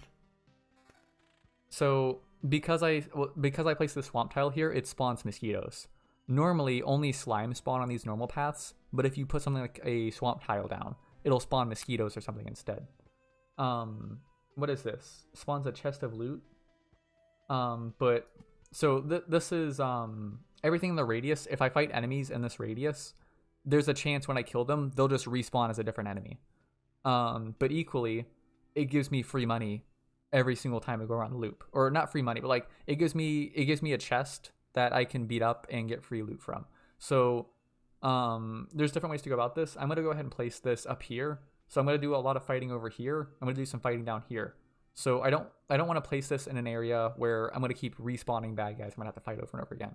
I want to keep this where I'm not gonna have much fighting happening over here, so they don't respawn as ghosts. Maybe that isn't the optimal play. I don't actually know. I've had this game for like a day. Oh, and then there's all these different stats. So like attack speed and counter and stuff. I don't know how it does the math for these, but they're pretty neat. So I'll go ahead and place that out. As a general rule, the higher level, like these numbers in the corners, the higher that is, the better. Or can you guys even see that? I don't know where my camera's placed right now. This game uses basically the entire screen, so anywhere I place the camera is going to be bad. This is like a no camera kind of game. I was just popping over here to show Sheeb what this game looks like real quick. So I'll go ahead and place my groves next to each other. And the reason I'm doing this is there's a tile I like to place that you can only place next to groves and it affects the groves and its radius. So I want to have a longer stretch of groves here so I can place a tile right here to affect them. There's a lot of that kind of stuff. I go and place this rocks next to the mountains because they like being next to each other. And then I'll go ahead and do something like this.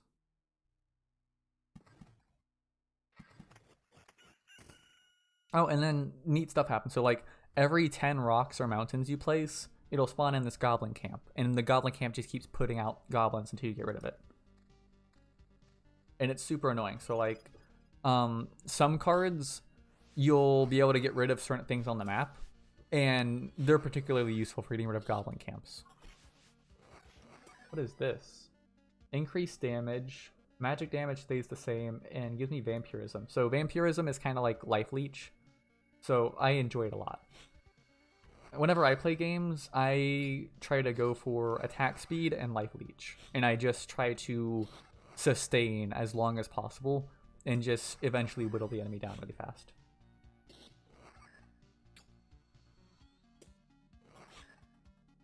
I almost died there. That was really bad. I'm going to go and keep putting swamps next to each other. I don't know if I should be, but I'll go ahead and place them next to each other.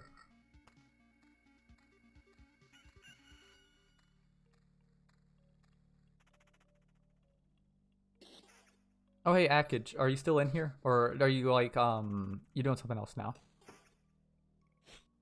Does it? Does my chatty thing still work like this? People could be talking right now and I might not even know it. That always concerns me.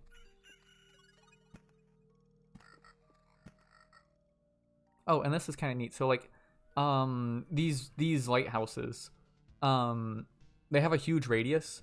Everything, including the enemies, moves faster, or it has faster movement, and they also attack faster, include like you and the enemies. So because you'll probably be hitting a lot harder than the enemies, it's useful to have an area you're gonna fight. So like I might place it here next to this. I might place it over here, for example, because I'm gonna do a lot of fighting in this region.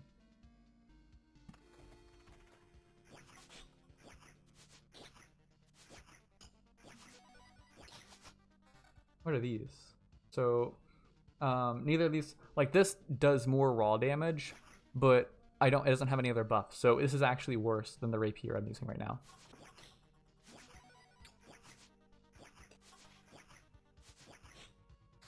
I might just die really fast. I think so I'm still really new.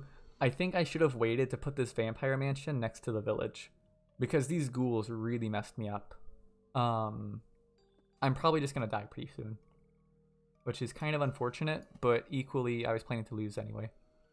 And then sometimes tiles interact with each other in ways you wouldn't even expect. So like if I place this rock here, watch what happens. It turns into a giant mountain, right? And it's really cool. It gives you a bunch of resources. It turns into like this big old mountain. But then equally, this giant mountain, it gives me a lot of buffs.